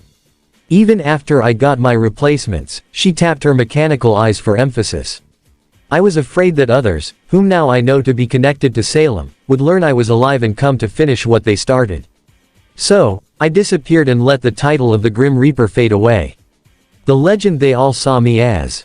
That was just a mask to hide the disappointment that the person was. Kiro gave an ironic laugh. Well, that's something we have in common, isn't it? Being disappointments. And a double dose of irony that I share it with Abartich's son. Maria said as she turned to him. Though, to be honest, you really don't take much from him. If anything, the fact that you're actually willing to admit your own faults shows that you're already miles above the person he was. A sad smile formed on the man's face. Thanks. And a triple dose of irony too, in that Maria, the Grim Reaper, actually fought his father. When it comes to regret and disappointment, I suppose I know that as well. Shade said, getting their attention. Tell me, Kiro, how much do you know about this place, Angel Island? Not much, really. I never really paid attention to any of the stuff from your world. He answered. Then brace yourself, cause this is a long story. Shade began. This island was once the home to Knuckles' family, who were sworn guardians of the Master Emerald, vowing to let nobody use it for malevolent purposes. But before that, his ancestors were warmongers. Thousands of years ago, the Knuckles clan waged open war to try and take over the R world. One such faction they fought were my own people, a rival clan of echidnas known as the Nocturnes, and we weren't that much better either. We too wanted to conquer the whole world. There were many other factions during that great war, but the Knuckles clan and Nocturnes were the most predominant factions. Our tribe had access to advanced technology that would allow even one of our warriors to defeat entire battalions on our own. But the Knuckles clan were masters of the art of war. Their strategic geniuses was only rivaled by their incredible physical strength. Our factions were so evenly matched, that our leader, Imperator Ix, created a machine, a robot that could absorb and copy the abilities of any and all of its opponents. As Kiro and Maria listened, Cream had a hard look on her face at the mention of that particular robot, while looking at Gemerald. The more enemies it fought, the stronger it became. That robot laid waste to whole armies on its own, but it eventually grew too powerful for even our own people, quickly adapting to our own technology. Even Imperator Ix, who could only be described as a techno-wizard, wielding technological power so advanced that it seemed like magic, couldn't destroy it. So instead, we tried to seal it away in a pocket dimension known as the Twilight Cage. But it adapted to even that and turned our own weapon on us. It sealed us away in the very dimensional prison we intended for it. Holy crap, Kiro muttered. He could never imagine something like that, a machine that could adapt to anything, even something akin to magic, and even turn some kind of dimensional power on them. It honestly felt similar to what Ozpin told him of the Brother Gods, only in the form of a robot. With no master to control it, and the whole world engulfed in war, that robot went wild and would have destroyed everything if it wasn't stopped. Shade continued. That's when the Knuckles clan made a rather reckless and stupid move of their own. They intended to use the Master Emerald and the Chaos Emeralds as way to not only overpower the machine, but the rest of the world now that their greatest rivals were out of the picture. But in doing so, they unleashed the wrath of the god sealed away in the Master Emerald, Chaos. Wait, a god? Kiro questioned. You're telling me that there's a literal god inside that thing? He pointed to the Master Emerald. He was, but not anymore. Cream said, surprising Kiro. One of Knuckles' ancestors had to seal away chaos inside the Master Emerald after he emerged so that he wouldn't destroy the world. But not until chaos had destroyed all but a handful of the entire Knuckles clan. Shade added. Eggman tried to free Chaos and use him as a weapon, but Sonic and the others were able to stop him. Cream put in. They calmed Chaos down and he ascended in peace. We hadn't seen him since. He stopped a god. Kiro said blankly. The blue guy stopped a literal god. Cream nodded with a smile. We have the data to confirm it, if you wish to see for verification. General offered. No thanks, Kiro stuttered. Honestly, such a feat didn't really sound all that unbelievable. After all, he saw Super Sonic personally and bore witness the godlike feat that was wiping Vale clean of the Grim. But to hear that Sonic actually bested a god in battle, it started to make him wonder that if maybe Super Sonic was capable of battling the brother gods even. And if he could beat them, then maybe, he could actually defeat Salem. What happened to that robot? Maria asked. The one that went out of control and grew so dangerously powerful. With both the Knuckles clan and Nocturnes gone, and chaos sealed away, pretty much all war in the world came to an end. Shade continued. With no more enemies to fight, the machine shut itself down and remained that way for thousands of more years. But it only became as powerful as it did because of us, because of the Nocturnes. Because of your ancestors, right? Kiro asked. No, because of us. Shade corrected, confusing Kiro and Maria. Time runs differently in the Twilight Cage. There, a minute could be equal to a few years. From my perspective, we were there for only a few months, a year at the most. But on the outside, it had been over 4 millennia. Maria's artificial eyes, and Kiro's natural ones, all of them widened at that. Yep, a 4,000-year-old warrior stands before you, one who had probably committed many war crimes in her time. Shade said with a sarcastic smile. The world I was born into was chaotic, uncivilized, with no law or order. I thought our people's rule would help guide the world to peace. But when we emerged from the Twilight Cage, that war-torn world was gone, and a more peaceful one had been established. I had hoped that the Nocturnes would find a way to make peace to it, but Ix didn't want peace, not really. He wanted domination. He wanted to tear down that society and make one of his own. When I tried to reason with him, he deemed me a traitor and tried to kill me. Kiro looked to her in sympathy at that. So, I joined forces with Sonic and the others to try and stop him. I was so surprised at how willingly they were to give an enemy another chance, but they did. They gave me a chance, and we stopped them. We stopped Ix and my people from conquering this new world, and I found a home here. But sometimes, I still think back to my own past mistakes, and the mistakes of my own people even, and it can be hard to try and come to terms with all that. Well, at least you got off your ass and did something. Maria said, rather than just hiding and looking out only for yourself like yours truly. Suddenly, Cream came up to the old woman with a hug, surprising her. It's okay, Ms. Maria. Everyone gets scared sometimes. Even Mr. Sonic can be afraid. But you probably did a lot of good in your life, so you should be proud of that. You too, Ms. Shade. Shade smiled at the young rabbit girl, as did Maria who patted Cream on the head. You are too pure for this world, Cream. That only caused the girl to smile brightly even more. A small smile appeared on Kiro's face as well as he silently agreed with Maria. This Cream really was too pure and innocent for the cruel world that was Remnant. Just like Summer, just like RWBY. Give them a chance, huh? He thought to himself as he felt his shirt for the unopened letters as before. Hey, there a place where a guy can be alone for a little bit? He requested. There's something I gotta do. Azure Lake isn't too far from here. I could guide you. General offered. Nah, I'll find it on my own, but thanks. Kiro said as he turned into his bird form and flew away. Cream smiled as she watched the man take off. Something told the girl that despite being sad right now, maybe Mr. Kiro was about to do something that could help cheer him up and pull him out of the rut he was feeling, and things could maybe get better for him and his family. Kiro managed to find Azure Lake easily enough, or what he thought was Azure Lake anyway. It was a rather big lake with some old ruins around it, as well as a variety of plants, trees, and many small animals, including a few more chow. Spotting a tree near the lake, Kiro sat down and turned back into his human form. He sat with his back against the tree as he pulled out the envelope once again. He reached for the seal, but hesitated for a moment. Was he really going to give it a chance? A part of him still didn't want to do this, wanting to still be angry at Sonic and everyone for how tense things are between them. But, he couldn't deny everything he heard from Cream, Shade, and even Big on this island, and he especially couldn't deny just how much RWBY had grown to admire Sonic for some reason. At the very least, he had to know the reason why. It couldn't just be because of his powers. There had to be something behind it. And he had to know what it was. With that in mind, Kiro finally opened the seal, revealing several handwritten letters inside. He recognized RWBY's handwriting right away as he pulled out the first letter.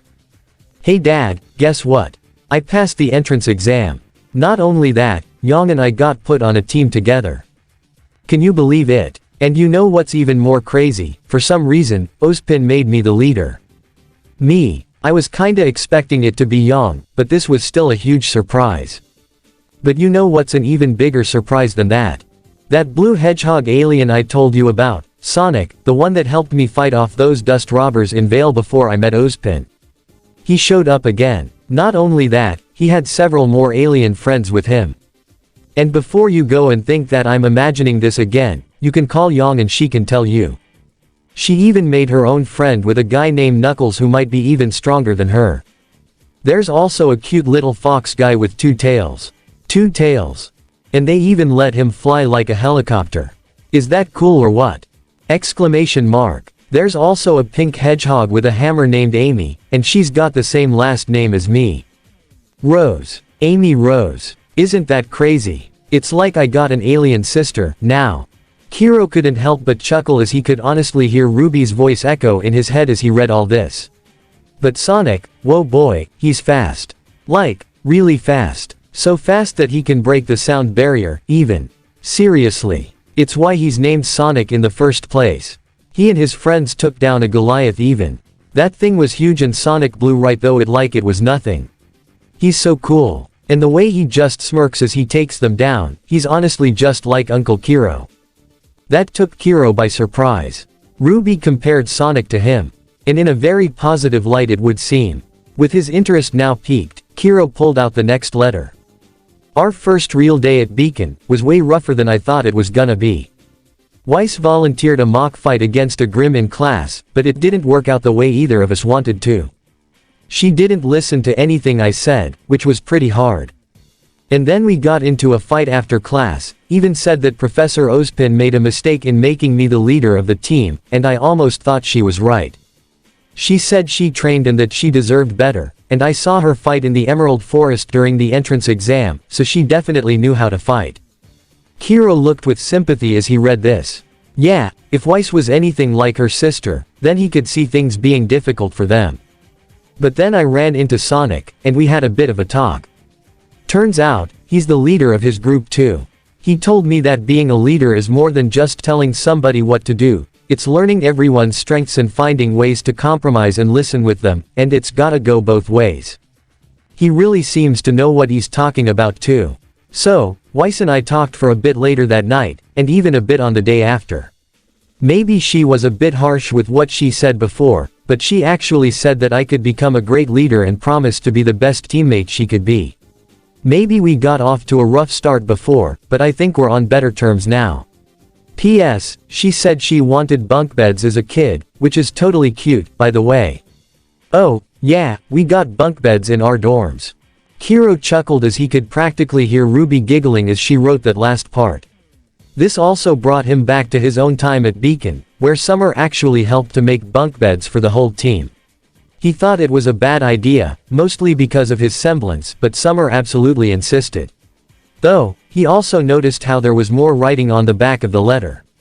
With a raised eyebrow, Kiro turned the page and read the passage there. PSS, Sonic has a sword now. Kinda weird, cause I don't think he really needs one since he can run as fast as he can and plow through Grimm easy enough. But he said he wanted to go with the whole weapons thing we got, which is kinda cool. And his sword is plenty cool too. He calls it Caliburn. I mean, it's no crescent rose, but still really cool. Now it kinda makes me want to see him spar with Uncle Kiro a bit. Bet they'd both have a ton of fun. Once again, Kiro felt odd at that. It really started to sound like RWBY wanted to introduce the two of them. No, she did want to introduce them and even hoped they could be friends. Now something inside him felt really heavy. But he tried to power through it as he took out the next letter. We just got back from a really crazy mission. We went to Mountain Glen to see if we could find Eggman, the White Fang, or any other bad guys that were hiding there. We found them, but one crazy train ride later, we all ended up in downtown Vale, fighting a whole bunch of Grimm and robots all at once. It was the biggest battle I'd honestly ever seen. But thanks to everyone at Vale, Team JNPR, Team CFVY, the teachers, Penny, the Atlas military, and Sonic and everyone, we were able to win. We didn't catch Eggman, but we still saved the city, which was great. But, honestly, that's not the biggest takeaway from this whole thing. Kiro looked curious at that part. Before it all went crazy, Dr. Oobleck asked Young, Weiss, and Blake the reason why they wanted to be huntresses in the first place, and I asked him why he wanted to be a huntsman. But, he didn't ask me that. I really didn't think much about it at first, but, after coming back to Beacon, and talking with Sonic a bit, I am a little bit curious, why didn't he ask me? Kiro knew why. It was rather obvious. Ever since she was little, all RWBY ever wanted to be was a huntress.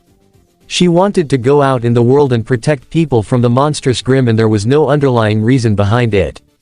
Just the desire to protect and save people. Nothing more. Like mother like daughter. He then read on. Sonic asked me though, and I told him about our family. I told him about you, Uncle Kiro, and Mom, and he thought it was pretty cool. Said it was the family business. I never really thought about it, but I guess it really is the family business, huh?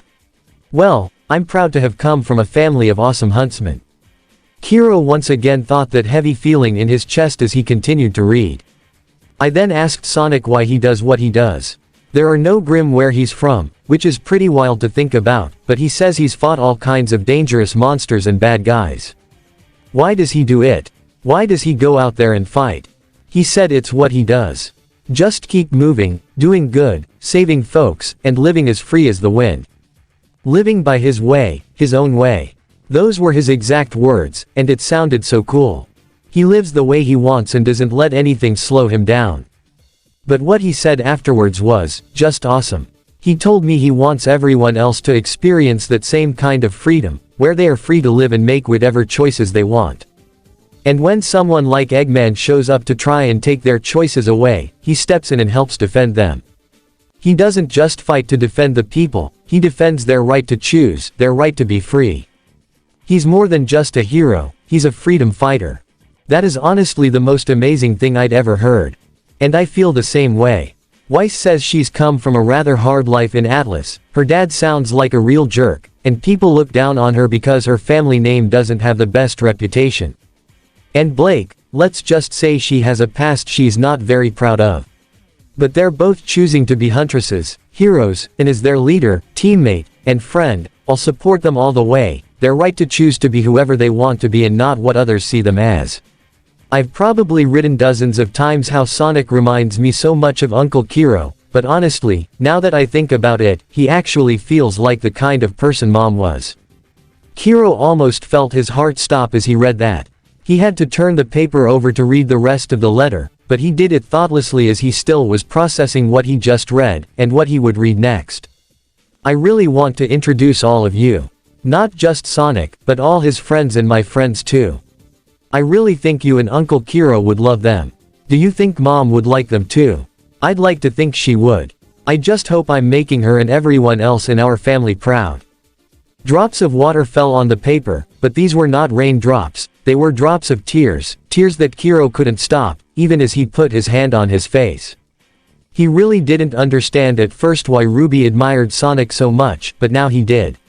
The way she described him as a freedom fighter, that really did sound like summer. She was so excited to introduce them all together and hopeful that they would all get along and even be friends. And from the way she described him, maybe he and Sonic really could have been friends. But instead, all he did was let his paranoia get the better of him. He thought Sonic and the others were dragging Ruby and Yang headlong into the war against Salem and putting them in danger, albeit unintentionally. Maybe if he did as Cream suggested, and just talked with Sonic directly, warned him about Salem targeting Ruby, he would have understood and tried to find a way to keep Ruby safe. Glinda even suggested that they should have brought Sonic and his friends in, all without trying to use Pyrrha to become their next Fall Maiden. And now that he thought about it, if Pyrrha had accepted, and she actually survived the procedure and became the Fall Maiden under Ozpin's care, she would have to abandon her old life.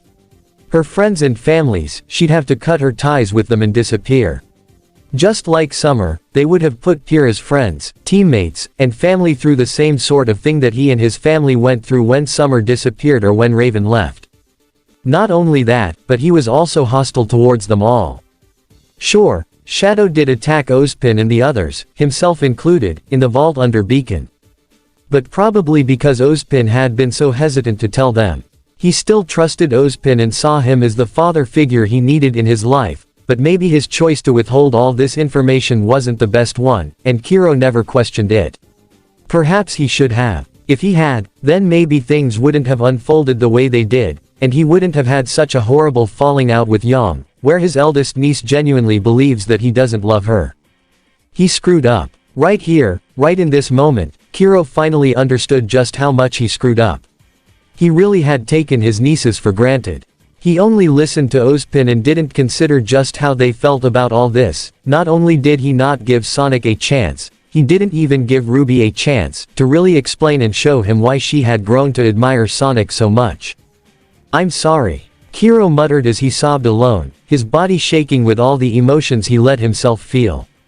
"I'm sorry Ruby, I'm sorry Yang, I'm so sorry." Menagerie. A fire had erupted along the line of palm trees that separated the mansion that was Blake's home from the rest of Kuokuana. Bai, Trifa, Yuma, and Gui stood outside with 24 armed White Fang agents with the door appearing to be boarded up from the inside. "Yuma, go up top," Bai told him. "If they're hunkered down, let's try and catch them by surprise." The bat faunus nodded as he spread his wings and took off, but just as he reached the second level, Vector smashed out through one of the windows on the upper floor and grabbed the shocked Yuma by his face with one hand, while holding his axe in the other. All those in the White Fang looked up in shock as they saw the crocodile falling with their comrade and smashed onto the ground. But before any of them could make a move, Vector smashed his axe down onto the ground to create a shockwave effect that blew away most of the White Fang agents and even extinguished the flames from the resulting wind blast. Some nerve attacking a family's home like this. Vector growled as he was soon joined by Sun and Gira, both leaping down from the second floor of the house to join him. "You might wanna stay inside, sir," Sun advised. "This is gonna get messy. My wife and guards are protecting the other village heads inside," Gira said. "But this is my home." He threw away his upper clothing, exposing his bare and muscular chest as his claws grew out. "And I will be damned to see it burned down." Vector and Sun both smirked at that as the three stood together to face the recovering White Fang agents. "Alright, let's party." Vector grinned before they charged to engage the agents. All those with guns opened fire as Sun leapt forward and spun Rui Bang and Jingu Bang's staff form like a shield to protect himself and his allies as they charged into the line of Wei Fang agents to swipe their weapons, or claws in Gira's case, to push them all back. Sun slammed his staff into the ground, which pointed upward, and hopped to the top of it as he produced 3 golden clones of himself to directly engage the White Fang agents, throwing out several punches and kicks to knock each of them down before they could shoot and recover. Gira moved with the speed and agility of a panther to slash at any agent that came his way, but would soon find himself facing against Bai, who snapped her water whip with a smirk as she motioned with her fingers for him to come forward and face him. Gira growled as he charged her and slashed his claws at her, but Bai leapt up and above to avoid it as she slashed her water whip at his back. It did sting, but as she landed, he was quick to turn around and charge her, but she nimbly limboed and flipped under his claw swipe while also dealing a kick to his jaw to knock him off balance as she landed on her own feet and snapped her water whip at his feet to ensnare them. With a pull, she tripped him over to land flat on his back before she leapt into the air to strike from above. Fortunately, Kiro recovered as he broke free of the water whip and jumped to grab her by the face and land on the ground to throw her into 3 White Fang agents as they attempted to shoot at him. Vector swung his axe around in all directions, striking down all the Wei Fang agents that attempted to surround him before engaging with a group with them in close combat, throwing out a punch with his free hand and grabbing another by his shoulder to throw him far away from the house and even charging forward with his head held downward to ram through a line of them like a rhino. A strand of webbing was shot at him to grab the pole of his axe and yank it away, and before Vector could react, he was struck with more strands of webbing shot at him by Trifa that bound his arms to his sides while more tangled his feet to bind them together. "Goddamn," Trifa smirked. "This one is too strong. Take him down now, Gui." "Alright, I'd prefer to fight with my fists, but if it's gotta be done," Gui went over to try and knock Vector unconscious. Only for the crocodile to roar as he used his raw strength to wrench himself free of the webbing much to Trifa and Gui's shock. "You asked for it." Vector threw a punch into Gui's face so hard that it sent him flying into Trifa, the two flying back and knocking over several palm trees. Meanwhile, Sun seemed to retain a meditative position on top of his pole as his glowing clones kept the surrounding fighters back. He had been working on trying to find a way to move with his clones but hadn't quite perfected that yet. Still, if he could keep these guys busy long enough for Blake and the others to show up, then. Sun was suddenly knocked off his staff by the recovered Yuma, who had flown down to get the drop of him. Sun was quickly knocked to the ground as Yuma slashed him repeatedly with his dual Tekko Kage claws. Sun braced through most of it but was able to catch Yuma's arms with his hands and kicked with both of his feet into Yuma's stomach to knock him into the air, though he stabilized himself quickly enough with his wings and hovered high over him. "Hey, that's not fair." Sun pointed to him. "Foolish little monkey, the skies are my domain." Yuma smirked. "They're mine too." Turning around in shock, the bat faunus was unable to react in time as Charmy zoomed straight at him with his armored stinger and land a successful hit that caused his own aura to flash as he was sent crashing to the ground. The White Fang agents that had surrounded Gira and Vector would soon find themselves swept up in a tornado of leaves, which was quickly set on fire before it all exploded, and all the agents were sent flying in multiple directions. The dust cleared to reveal Espio, who had used his leaf swirl technique, further amplified by Cyclone and set ablaze by Inferno. "Nice of you to join the party," Vector said to his teammates as they regrouped with Sun and Gira. "We got here as quickly as we could," Espio informed. "Adam Taurus is on the island. I don't see him here though," Gira said. "Blake says he might be inside," Charmy revealed, surprising Gira and Sun. "Probably using these guys as a distraction while he takes out the people in charge." "Hey, not a bad plan, if not really underhanded," Vector growled. "We gotta get in there," Sun said. "No," Espio stopped him. "No," Sun exclaimed. "Blake has a plan," Espio informed. "Yeah, she's got a really good plan, that's beat that jerk," Charmy beamed. "If you say so," Vector smirked. But, Gira tried to protest. "Sir," Sun got his attention. "I've seen what your daughter can do, she can handle herself just fine. We just gotta make sure none of these jerks slip past us." He gestured to the White Fang agents. Though most were out of commission, a few were quickly recovering, including Bai, Yuma, Gui, and Trifa. "And I trust my boys when they say they got a plan," Vector added. "She's not alone either. We may have a new ally," Espio said with a slight smirk. Gira wanted to go and help his daughter and wife, but at the same time, he knew he couldn't let any of these madmen enter his house. So, he decided to trust in his new allies beside him, as well as in his daughter. "Very well. Let's do this. You heard the man," Vector ginned. "Let's go, Team Chaotix." "Yeah," Espio, Sun, and Charmy all yelled as they and Gira charged forward. Callie had boarded up the dining hall as she and several guards were all inside, surrounding the other menagerie leaders, each one armed in their own way, with Callie herself holding a gun like the guards. All of them had formed a circle on all sides as none of them had even said a single word, just waiting for their enemy to strike. So far, all had been quiet, too quiet almost. Just them, the lights completely went out, and it became dark. A trifling matter as many Faunus had night vision. Too bad they weren't fast enough to act on it as a series of red flashes moved in to cut down all the surrounding guards, even as they tried to shoot at whoever was attacking them. But all the bullets impacted a pair of red blades that appeared in the darkness before the gun users were cut down, followed by a series of screams. Callie took multiple rapid breaths as it all became silent again. Her hands were shaking as with her natural night vision, she looked to see all the guards lying beaten and bleeding on the floor. But when she saw all the other menagerie leaders, all of them were lying unconscious but still alive. She didn't get much time to process it, however, as something grabbed her by the throat and lifted her off her feet. The gun was knocked away from her hands as whatever was holding her glowed red, revealing it to be the prosthetic arm of Adam as he pointed Wilt to her face. "Been a while, Miss Belladonna," he said in a sadistic manner, feigned politeness. "Get out of my house, Adam," she growled. "Oh, but you welcomed me here years ago, said that this was my home too." Adam maintained his sadistic grin. "You lost that when you became a killer." Callie glared. "What did you do to them?" She referred to the other leaders. "I just knocked them out," Adam answered. "I plan to make an example out of them, have them publicly executed and serve as a warning who dare worship the false hero." A slight chuckle escaped Callie's mouth. "That's really all it comes down to, doesn't it? This has never been about our people, it's just been about you. You and your fragile little ego. Blake was right to leave you. Someone like you would be wasted on the amazing person that is my daughter." He clenched his metallic arm tighter around her throat. "And I look forward to seeing that strong little facade of hers break down, when I deliver her mother's corpse to her feet."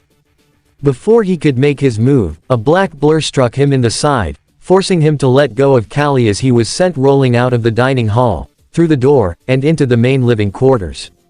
"Mom." Blake was quickly by her mother's side with Ilia right next to her. "I'm okay, sweetie," she assured as she was helped up. She noticed Ilia as well, the chameleon girl looking away with guilt, but was surprised to see Callie smile towards her. "You must be Ilia. Blake spoke very highly of you." That caused Ilia to blush as she looked away with a slight smile. "The other leaders," Blake began. "Knocked out, but okay," Callie answered. "I'll watch over them. You go kick his ass." Blake smiled as she patted her mother's shoulder. "That's the plan." With that, Blake ran into the main hall with Ilia right behind her. The two entered the living quarters to see a fire already starting with several of the potted plants on many of the surrounding floors and the curtains. And in the middle of it all, was Adam as he kept his back turned to the two. "I see you have chosen to betray our people too, Ilia," Adam commented. "Me? I'm not the one who just tried to kill our people. Or to publicly execute them when they have done nothing wrong to us," Ilia exclaimed. "You really did try to kill Sienna, didn't you?" "I didn't want to do it, but she fell under the false hero's control." "Oh, give it a rest, Adam," Blake told him, causing him to slowly turn to face him. "I'm tired of hearing your long-winded speeches about how you're the victim, and the hero the Faunus needs. I've seen real heroes, people who only fight to protect because they want to, and for no other reason." She thought back to Sonic and RWBY in particular. "And no matter how you try to spin it, that is never, ever going to be you." Adam glared under his mask as he drew Wilt in one hand and extended the arm blade of his metallic arm. "And how do you plan to stop me? It took you and 3 of your other so-called friends just to stand on par with me. And I'm stronger now than I was back at Beacon. For one, she's got me backing her up." Ilia stepped by Blake's side, causing the cat girl to smile before turning it into a smirk as she faced Adam. "And are you sure you're really stronger? I mean, if Sonic managed to wipe the floor with you at NACLA," Blake taunted, causing Adam to growl as he rushed the pair, causing the two to split into separate directions, while the fire began to slowly spread around the main room. Ilia attacked first, firing bolts from lightning lash at Adam, who blocked each and every one of them with his dual blades before quickly closing the gap, slicing his sword at Ilia, who blocked it with her own, but was unable to avoid the vertical slash from his arm blade, knocking her to the wall and right when it looked like he was lunging to stab her. Blake used her semblance to dash in and left a shadow of herself behind, quickly infusing it with ice dust so that when he stabbed her shadow, it got caught in a block of ice shaped like Blake herself as Blake pulled Ilia to safety. "Follow my lead. I know how we can catch him off guard," Blake said to Ilia, who nodded in understanding. Blake stood up straight as Ilia stood by her side and Adam sliced with his sword to free his metallic arm to face them again. "Adam's strong, sure. Even with Ilia, I don't know if can beat him in a straight fight." But he's also got a weak ego and a very short temper. So, I'll take a page from Sonic and Knuckles, and exploit both. She'd seen the blue hedgehog taunt his enemies before, as well as remembered when Knuckles trained Yang and showed her the flaws of her own temper and over-reliance on her semblance and knew exactly what to do. You want to know why so many of our people are rallying behind Sonic now? Blake questioned. And it's not just because of his Golden God stunt at Beacon. Adam dashed for Blake as she used her semblance to avoid the slash of his sword jump up to the second floor, landing on the railing as she drew Gamble's shroud, both the sword and bladed sheath, while Adam jumped up to meet her on the railing with both his dual swords, and they engaged in a vicious clash of metal. It's cause he's aiming high, and you're just settling for being Eggman and Salem's little errand boy. She mocked, causing him to growl as his sword and arm blade flashed and he performed an X/attack, which Blake avoided with her semblance, leaving a shadow to tank the hit while appearing on the perpendicular floor as the fire continued to spread. "I'm nobody's errand boy," Adam exclaimed as he jumped down to meet her, lung his arm blade at her, which Blake swerved to avoid while also wrapping his metallic arm up with the ribbon of Gamble's shroud and pulled him to knee him in the face, while also using her bladed sheath to block Wilt and kept his metallic arm tied up, locking him in. "Oh, please. You failed to assassinate Sienna, so Eggman sent you here to make up for it." Blake continued as she repeatedly kneed and kicked Adam all across his body with his arms separated and tied. Meanwhile, he and Salem are searching for the Chaos Emeralds, you know, the fancy gems that can empower anybody and are the key to winning this. If you really held an important position in their little cabal, you'd be leading a whole fleet of robots or Grim with an emerald in hand. She flipped over him, extending and tying her ribbon while also bringing his arms together to further tie them before kicking him in the back to knock him down.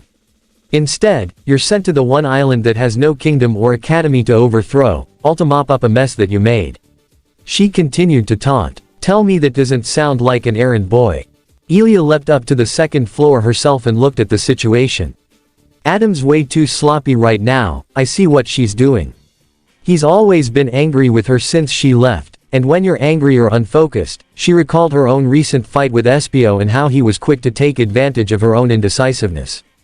However, Adam was quick to recover as he swung Wilt to send a wave of energy her way. But she dashed past him and used a shadow clone to tank the hit again, while also infusing it with fire dust so that when his attack hit, it exploded and knocked Adam into Blake, who delivered a kick to his back to knock him into the air, where Ilia proceeded to shoot him, though he was quick to recover in midair and use his metal arm to block her bullets while also planting his feet onto the wall near the ceiling and vaulted himself down to slash at them, but Blake and Ilia both dashed on opposite sides to surround him as he landed. "You're a traitor to your own people, Adam," Ilia shouted. Even if she wasn't exactly good at taunts like what Blake was doing, she could still get him angry. "You're just like the Schnees. A selfish and self-entitled little brat who thinks the world revolves around him. You're more human than any faunus I ever met, even half-breeds." "Shut up." Adam went straight for Ilia, firing his sword from his handle at her, which she ducked to avoid, but it still left her open for Adam to appear in front of her and slash his arm blade at her, which Ilia couldn't avoid as she was slashed and smashed through the wooden floor and onto the floor below, the fires only spreading throughout the main hall, particularly the ceiling with the support beams on top catching fire. A yell from Blake caught his attention as she rushed him. In his anger, he unleashed another energy slash at her, which she avoided and dodged with another shadow clone as she appeared at his side to kick him. Though he caught it with his metal hand, Blake noticed how his metallic arm glowed before using another shadow clone to escape the grip and slash from Wilt in his other hand and swiftly drew Gamble's shroud's gun mode to shoot him in the face, knocking his mask off. With his mask gone, Blake could see that despite the SDC brand still appearing on his face, there was a cybernetic eye replacing the one that had been burned years before. But Blake wasn't surprised or intimidated by it. In truth, she really didn't care. "You want to know why I'm with them? Because they gave me the power to finally see my dream a reality." Adam began. "Whether it was your father or Sienna, all the White Fang ever did was spit on a forest fire. Nothing they did ever made any real difference. But you know the old saying, fight fire with fire, right? Well, now I have the fire. Once again, Blake dashed at Adam and struck him with a slash of Gamble Shroud while also using a shadow clone infused with lightning dust to appear behind him as the resulting shock from the lightning surged through him and she wrapped the ribbon around his neck while he was disorienting before leaping over the railing and pulled him down with her to slam him onto the ground. Though he did recover, it only was enough for him to cross his dual blades and block the thrust from Gamble's shroud as the blade was less than an inch from his face. "I literally just said that I was done with your speeches," Blake said before smirking. "But then again, you were never a good listener." She spat in his one natural eye, causing him to hold his face and cringe in disgust as she leapt back and looked past him to see that Ilia was gone from the spot she crashed on before. She however glanced up slightly to see Ilia, now recovered, standing on the spot on the second level from where they were before as she pointed up to the burning support beams on the ceiling before leaping up to them herself. Blake recognized her intent and nodded as she focused on Adam again, who whipped the spit from his face. "That was low. Even for you, Blake," he commented. "Looked in a mirror, lately," she retorted with a smirk. Once again, Adam growled as his blades glowed red again, along with the accents on his clothing, his hair, and metallic arm. He slashed at her again, but Blake dodged it with her shadow clones and closed the distance to lock blades again. Back outside, a majority of the White Fang agents were already defeated, with Charmy flying to strike them all with his armored stinger, hitting each agent he came across in the stomach, back, or face with enough speed and force that he may as well have been a blur for them. None of them even knew what hit them until it was too late. Kiro went for by as she snapped his water whip at him, but Espio appeared with a series of rapid slashes of Cyclone and Inferno to slice apart the water whip and evaporate it with his dual elemental daggers, much to Bai's shock. This left her open for the chameleon to rush her with a palm strike to her stomach and knock the wind out of her before he appeared behind her to deliver a kick to the back of her head to knock her to Kiro, who caught her by her face before spinning her around and slammed her down hard on the ground to finish her off, her aura shattering and falling unconscious. "You wanted to throw down with fists." Vector faced off against Gwei, the crocodile looking to his axe before putting it into the ground. "Well, let's see what you got," he said as he cracked his knuckles. Gwei narrowed his eyes as he rushed Vector and threw out his fist while Vector did the same, both their fists striking each other's faces as they were both pushed back slightly. Gwei charged again, grappled Vector and lifted him up before charging forward again to smash him through two palm trees before Vector raised his fists to bring them down onto Gwei's back to knock him to the ground before Vector jumped and performed an elbow drop, but Gwei rolled out of the way to avoid the crushing impact. Vector got up as Gwei dealt a punch to Vector's face and knocked him off balance, but when he threw another punch, Vector caught his fist, much to Gwei's own surprise. "Not bad," Vector granted. "But I know a guy who fights pretty good with his fists too." He pulled him in to punch his stomach, striking him so hard that he gasped and cried in pain. "And he hits way harder than you. Kinda like this." Pulling his fist back again, Vector punched Gwei in the face, the force of the impact sending Gwei flying across the yard and into the palm trees on the opposite end, crashing through several before finally hitting a rock, shattering on impact as his own aura flashed before he was finally knocked out. Sun engaged Trifa as he flailed Rui Bang and Jingu Bang in its nunchuck form, but the spider faunus was quick enough to dodge the first set of blows, but when she jumped back, Sun fired a shotgun burst to where she was going, sending her back to him and allowing for Sun to smash her repeatedly with his weapon, while also following with multiple shotgun blasts to further wear down her aura. However, as Trifa took the blows, she also shot out more webbing from her wrists, which ended up getting tangled with Sun's weapon and also bound them to his arms. It was such a sticky mess that the monkey faunus seemed stuck as Trifa held him firmly, glancing past him to see the incoming Yuma with his clawed weapons at the ready. "Nice try." Sun smirked as he created 3 more glowing clones of himself. One appearing behind Trifa to grab her, while the other 2 apart where Yuma would land, both their feet connecting to each other as they pushed against each other to vault them in opposite directions. One got close enough with Yuma to grab him by his wings and hold them tightly, turning his descending attack into a freefall, while the one clone that held Trifa was joined by the other one before they threw her into Yuma, slamming them both into each other as Yuma's aura gave out and he was knocked unconscious, but Trifa was still in it, albeit barely as she was brought to her knees. "Not gonna fall for the same trick twice." Sun smirked as his clones helped to free him and his weapon. Trifa catching him actually worked to his advantage. If he couldn't move, it allowed him to better use his semblance. Good try, though. Pretty solid teamwork. Are you mocking me? Trifa exclaimed as Sun pulled his staff back like a baseball bat. Yep. He grinned as he smashed her across the face to finally knock her out. With that, all the attacking White Fang agents had been dealt with. That's the last of them. Vector dusted his hands as they all regrouped. Looks like the twins are gonna have some company. We're not done yet. Gira quickly said. Right, we need to make sure the others are secure. Espio nodded. That, and we don't wanna miss the epic finale of Blake beating that Adam punk into the ground. Sun grinned. Yeah, I wanna see it too. Charmy beamed. Then let's finish this, Vector said with determination. Flashes of red and purple erupted from the burning living room chamber as Blake and Adam clashed their dual blades repeatedly, Blake making constant uses of her shadows and deploying as much dust as she could for rapid attacks and decoys, all to try and keep Adam on edge as much as possible, and the whole time, she smirked and made sure that he saw it. And every time she smirked, his anger only grew. I'm gonna wipe that damn smirk off your face. He unleashed another slash attack, which Blake dodged with another shadow clone as she appeared in front of him to thrust into his stomach. Though his aura took the brunt of it, the impact was still enough to knock him back as Blake used her semblance to appear directly behind him and land a kick on his back. Though he did flip as he recovered, he took several rapid breaths, all from the combined anger and exhaustion that was being repeatedly built up. You know something, Adam? Blake began, her smirk still present. I was happy at Beacon. Happier than I'd ever been. Happy because I was away from you. Adam yelled as he swung Wilt to send another wave at Blake, which she dodged with her shadow clone again. It made me wonder why I ever looked up to you to begin with. Blake continued and dodged another energy slash. Was it your charisma? Oh wait, you didn't have any of that. She dodged another energy slash. You just ran a club full of a bunch of other guys with egos smaller than yours and strut your fancy sword around for all the world to see. She dodged yet another energy slash as she appeared directly in front of him. You just wanted to be the big fish in a tiny pond.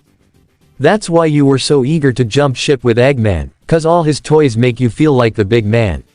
He tried to bring his arm blade on her, but Blake once again left a shadow clone behind, infusing it with lightning dust as a surge of electricity ripped through his mechanical arm and into Adam himself, causing him to yell in pain and causing his red aura to flash rapidly before he fell to the ground on his knees, taking a moment to catch his breath. Blake would then appear directly over him, purposely looking down on him with a taunting smirk, which only caused his anger to grow more and more. That's why you hate Sonic, right? Because you know that no matter how hard you try, you could never match him. You just want the praise of being the hero, rather than actually being one. It's so sad, really. You really did have great potential, but you threw it all away. Blake shook her head. Grow up, will you? That right there, that caused his mind to flash back to a moment when he was training under Raven at the age of 10. He wanted to learn how to use a sword and was easily bested by her in a sparring match. He angrily and spitefully called her a cheater and demanded her to fight fair and square. She only responded to him with 4 words. Grow up, will you? In that one instance, Adam lost whatever sense of self-control he had left and performed an upward slash with his sword. He would Blake right where she stood. Only for Blake to easily block the sword swing with Gamble Shroud, causing Adam's eyes to widen and his only pupil to shrink. She blocked it. How? His semblance. Out of fuel, are ya? Blake commented. That's when Adam realized it. He had already unleashed too many slashes with Moonslice beforehand. Blake purposely taunted him so that he would use up all his stored up energy and he played right into his hands. You still haven't learned anything new. Raven's voice echoed in his head again as he was now helpless to stop Blake from wrapping both his arms with Gamble Shroud's ribbon, flipped over him while kicking his head to the ground and pulled back on the ribbon to pull his arms back to further restrain him. Ilia. Now! Blake shouted. From at the top of the living room, the chameleon girl had already cut apart many of the crossing support beams that continued to burn, and they were now barely hanging on by a thread. But as she stood in the middle of it all, Ilia extended the whip of lightning lash and performed a circular slice with it to slash apart all of the support beams. She jumped up as they all fell down and Blake used a shadow clone to dash backwards. Adam screamed only briefly as all the burning support beams fell on top of him with a mighty crash.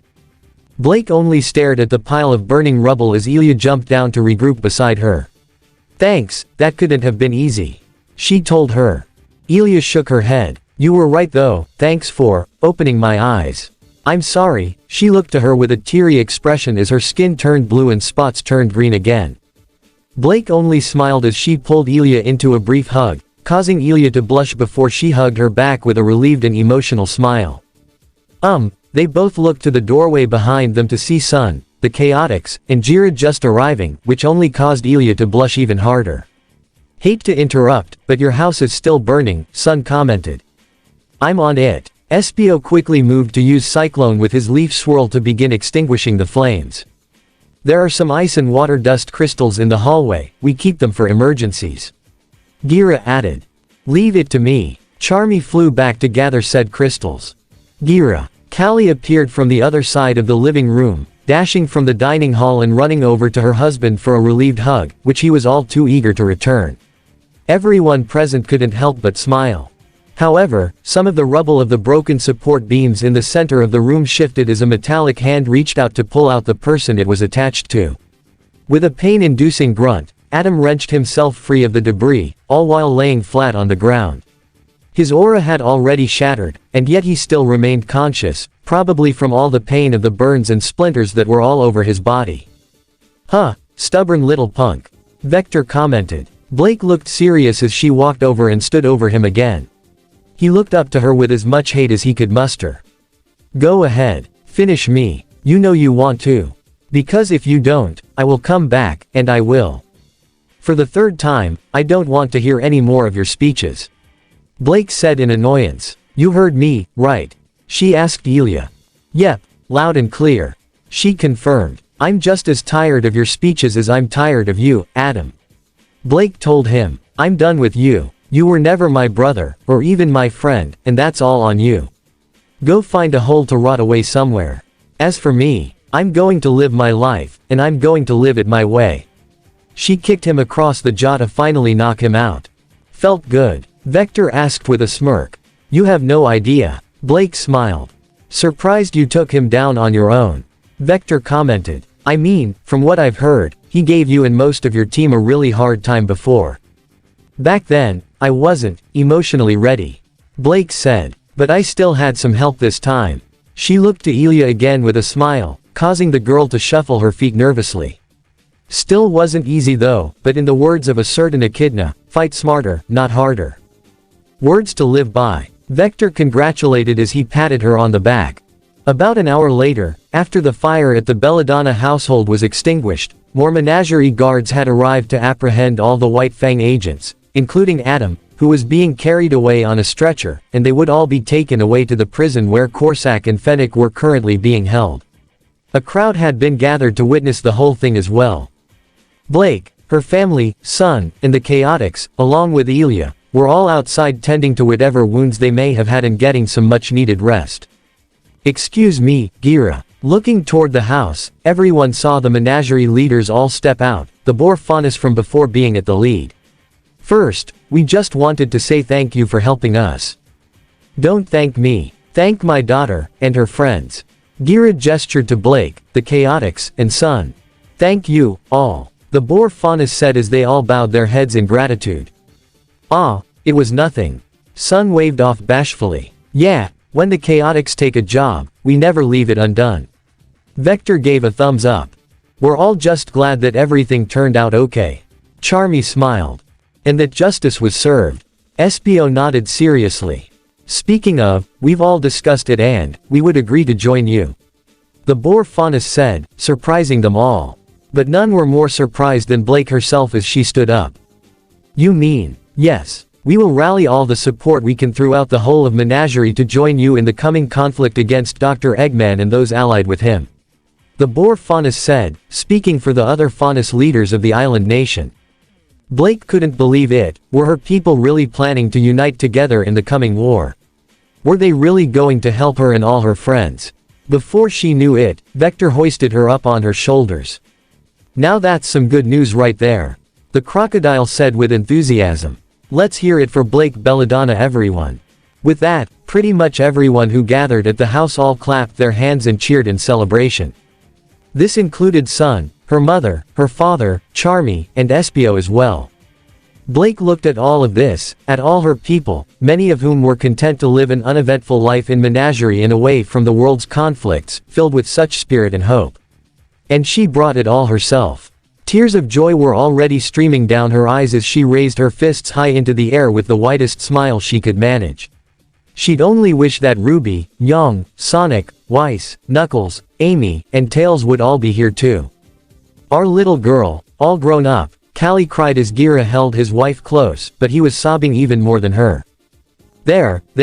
Sun patted Gira's back. Tissue. Charmy offered the man with a smile.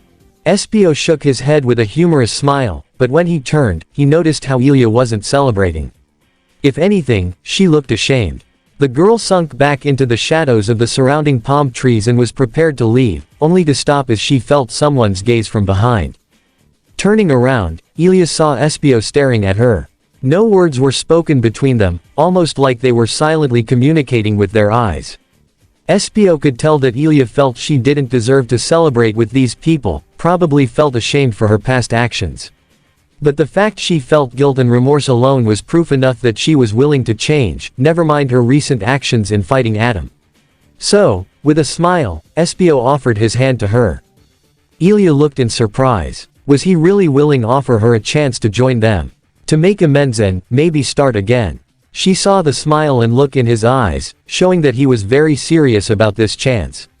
An emotional smile fell on her face as she walked over and accepted his hand and they rejoined the celebration.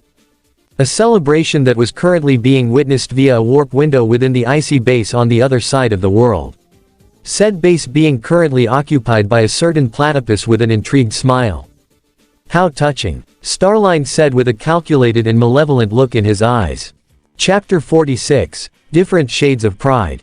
Within the vast desert wastelands of Vacuo sat a single CCT tower, which was built on top of a large rock formation, in order to best keep it away from any grim that moved through the sands. But this rock formation also had another purpose. It served as cover and hideaway for a certain group of individuals that a specific mad scientist and his cohorts were anxious to meet. Having gotten off his egg mobile, Eggman stood with Mercury, Emerald, with Jackal Squad right behind him, all looking to Carmen and Bertilik as they stood all were at the base of the rock formation on the eastern side. The group looked to the rogue huntsman expectantly, to which Carmen rolled her eyes before pressing her hand against one stone in particular, before the stone was revealed to be a hidden pressure plate that withdrew into the rock once she pressed it. This caused a stone slab to rise straight, revealing a tunnel that led into the rock formation with a series of torches lining the wall. Cute. Eggman looked mildly amused at best. After you. He gestured to the two. Bertilik glared and looked ready to retaliate, only for Carmen to nudge him as she gestured to the Jackal Squad, all of whom had their weapons ready to be drawn at a second's notice, and Mercury wasn't far behind either. Please, follow us, Carmen encouraged, feigning politeness, as she and her partner walked into the passageway. The rest of you wait out here. Zero told his squad. Understood. Uno nodded as he and his teammates watched their leader and their newfound associates enter the secret base. The tunnels they walked through seemed to be hand-carved mixed with natural formations, with not a single hint of technology anywhere. And they seemed to act something of a natural maze as well as they reached a certain point that split off into three directions, one that continued eastward, one that went north and another that went west. There was a fourth tunnel that went into the south direction but it seemed sealed off by a pile of rocks. Emerald noticed that and looked with concern. There was a cave in years ago. Carmen said to Emerald, having noticed her concerned look. Don't worry, the rest of the tunnels are secure. What exactly is this place? Emerald questioned. It used to be a dust mine, but since it was stripped, it was abandoned and now serves as our boss's hideaway. Bertilik answered. Bosses. So, there's more than one. Zero questioned. 2. Twin siblings. Carmen answered. And they're not too fond of outsiders. Or tech for that matter, so watch yourself. She said to Eggman in particular. Unless your twin bosses want their entire mountain base to collapse on top of them, I suggest you get them to deal with it. Eggman replied. The only reason I'm even allowing an audience is because it's more convenient for me. I'd still personally level Vacuo and sift through the ashes to get what I want. It was true, he had Orbot and Cubot both on his flagship, ready to call in and launch a full-scale assault on this location should the need arise. Well, Orbot anyway. Cubot was busy looking at all the pretty rock formations scattered throughout the desert. You wanna back that up? Bertilak stomped his way forward, only for Mercury to intercept him as he pushed him slightly with his hand to his chest. Back off, old man. Mercury warned, but rather than be intimidated, the green-haired man looked at him challengingly. Ooh, make a move, kid. Bertilak, chill. Carmen pulled her partner back as Emerald looked ready to step in to either pull Mercury back herself or give him a helping hand. If you're done wasting time, Zero stated, to which Bertilak groaned in annoyance before he and his partner walked on, leading the group straight forward down the eastern tunnel. After about 5 minutes of walking through the dimly lit tunnels, with only torches and old lanterns lighting their path, the group made it to their destination. It was a large stone chamber that gave the vibes of a throne room as about a dozen people were scattered throughout the room, either leaning against the walls, or sitting at the wooden tables, eating and talking amongst themselves. But 2 individuals stood out the most as they sat in dual thrones made of stone that were carved into the wall at the furthest end of the chamber. A pair of twin siblings that looked almost identical to each other. Both had fair, slightly tan, skin with black hair and green eyes. The girl had longer black hair braided into a crown braid and currently wore a long dress with many sheer layers of blue, white, green, and purple that resembled running water, along with a silver chain wrapped around her waist to match the slim silver diadem that gleamed on her head and a pair of light blue heels. Her brother had shorter hair that was tied in a topknot, all over his own slim silver diadem which matched his sister's. He also wore a blue linen duster embroidered with spirals all over, a white undershirt, dark blue pants and gray boots with black shin guards. The woman was the first to notice the newfound individuals entering their chambers. It seems we have guests, she said rather loudly, drawing the attention of all hers and her brother's subordinates as they stopped doing what they were doing and turned to look at the newcomers, many of whom were already glaring at them. Carmen, Bertilak, what is the meaning of this? The young man questioned with a glare. Not much of a choice when you have a bunch of guns pointed to your head. Bertilak replied. Hold on a minute, the woman looked at Eggman with narrowed eyes. You're that wannabe dictator that tried to attack Vale a while ago. Eggboy, right. Eggman. Dr. Eggman. He corrected as he shoved his way past Bertilak and Carmen with Emerald, Mercury, and Zero right behind him, all 3 looking warily at the surrounding people. All seemed to give the vibe of bandits and savages as many of them already had their weapons out. The soon-to-be future ruler of Remnant. And you 2 are in luck, because you might actually have a place in the Eggman Empire, provided you can meet my rather high expectations. The brother glared especially hard. This fat man had a lot of nerve marching into their base and make demands like this. He was ready to stand up and give the order for their subordinates to execute them right there, only for his sister to put her hand on his arm and look at him solidly, silently telling him to sit down and let her handle this.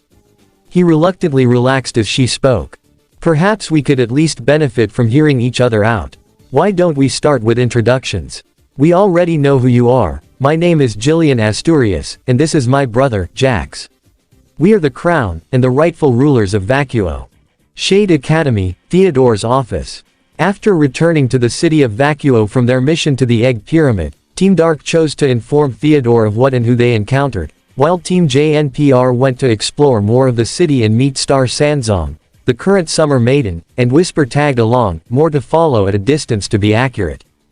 It seemed like she was eager to keep her distance from Shadow specifically as even he could feel an aura of strife and awkwardness around her whenever she was within his general vicinity, but he chose not to press. Carmen Escalados and Bertilak Celadon, Theodore began as he stood alongside Rumpole, explaining what he knew about these 2 to Team Dark as he showed their holographic profiles via his scroll. A pair of professional huntsmen that have a rather notorious reputation. How so? Shadow questioned. They charge rather high for their services. Theodore explained. And Bertilak is especially known to be violent, particularly towards the Faunus. I thought Faunus discrimination wasn't a thing here. Rouge said. The whole, survival of the fittest, motif, right. For the most part, yes. Rumpel nodded. It's not nearly as bad as the likes of Mistral or Atlas, but we do get some bad apples here and there. What of their weapons and abilities? Omega inquired. Theodore then gave his answer. Carmine's semblance is telekinesis, similar to Goodwitch though she's not nearly as powerful. But in addition to using it with her weapon, she's shown to be creative enough to use it to manipulate her environment, such as creating potential sandstorms in the desert. She's also a master with her Psi, which can be integrated with dust, and a quick thinker, arguably more dangerous than her partner. Bertilik may be more brutish, but he's still very dangerous himself. Rumpel added. His semblance lets him superheat anything he touches. Sounds familiar. Rouge commented as that sounded like what Cinder could do. He's also plenty physically strong and is more than proficient with his own mace. Rumpel continued. And his temper makes him more than a little volatile in battle. Do you foresee these two being potential threats? Shadow questioned. As in, do we see them teaming up with Eggman or Salem? The door translated. Honestly, hard to say. I want to say no, but I wouldn't put it past them to at least side with those affiliated with them. If they think it'll benefit them more than their current jobs as huntsmen, they'll do it. But, he quickly said to Shadow as he saw the look in his eyes that immediately classified Carmine and Bertilik as enemies. If they were to learn that their allies wanted to destroy the world, they would probably turn against them, if only to save their own skin. Noted. Shadow nodded. Honestly, we're more concerned with those jackals you and the students encountered, as well as about that Whisper individual. Rumpel stated. The jackals seem to be capable fighters, their leader especially. Shadow explained. The only female of their group seems rather tech-savvy as well. From what I can gather, they seek to challenge themselves in battle. They attacked Eggman right away, but I think they may find a greater challenge with warriors who have honed their abilities by living in such a hostile environment. So, they'd rather pick a fight with Vacuo huntsmen because they're probably tough. Theodore guessed before smirking slightly. I gotta admit, I sorta like that attitude. He caught Shadow's glare. Course if they want to pick a fight, I'm more than capable of giving it to them. He cracked his knuckles. And this Whisper, are you certain she can be trusted? Rumpel questioned. The kids seem to trust her, and they seem to be good judges of character, Nora especially. Rouge said. She has also proven capable of utilizing her customized weapon in her Wisp companions. Omega added. She will be a valued addition in the destruction of our enemies. If you say so. Theodore shrugged and accepted. So, you say you found the Chaos Emerald in this region? Right here. Rouge pulled out her scroll and showed the data she got from the pyramid base, pulling up the map of the region with an emerald icon popping up to show its current location. Theodore looked at the map himself and showed it to Rumpel, but both looked more than a little uncomfortable with this revelation, something Team Dark noticed. What is it? Shadow questioned. That particular spot is home to a very nasty type of grim native to Vacuo, mermids. Theodore explained. Think like giant grim ants.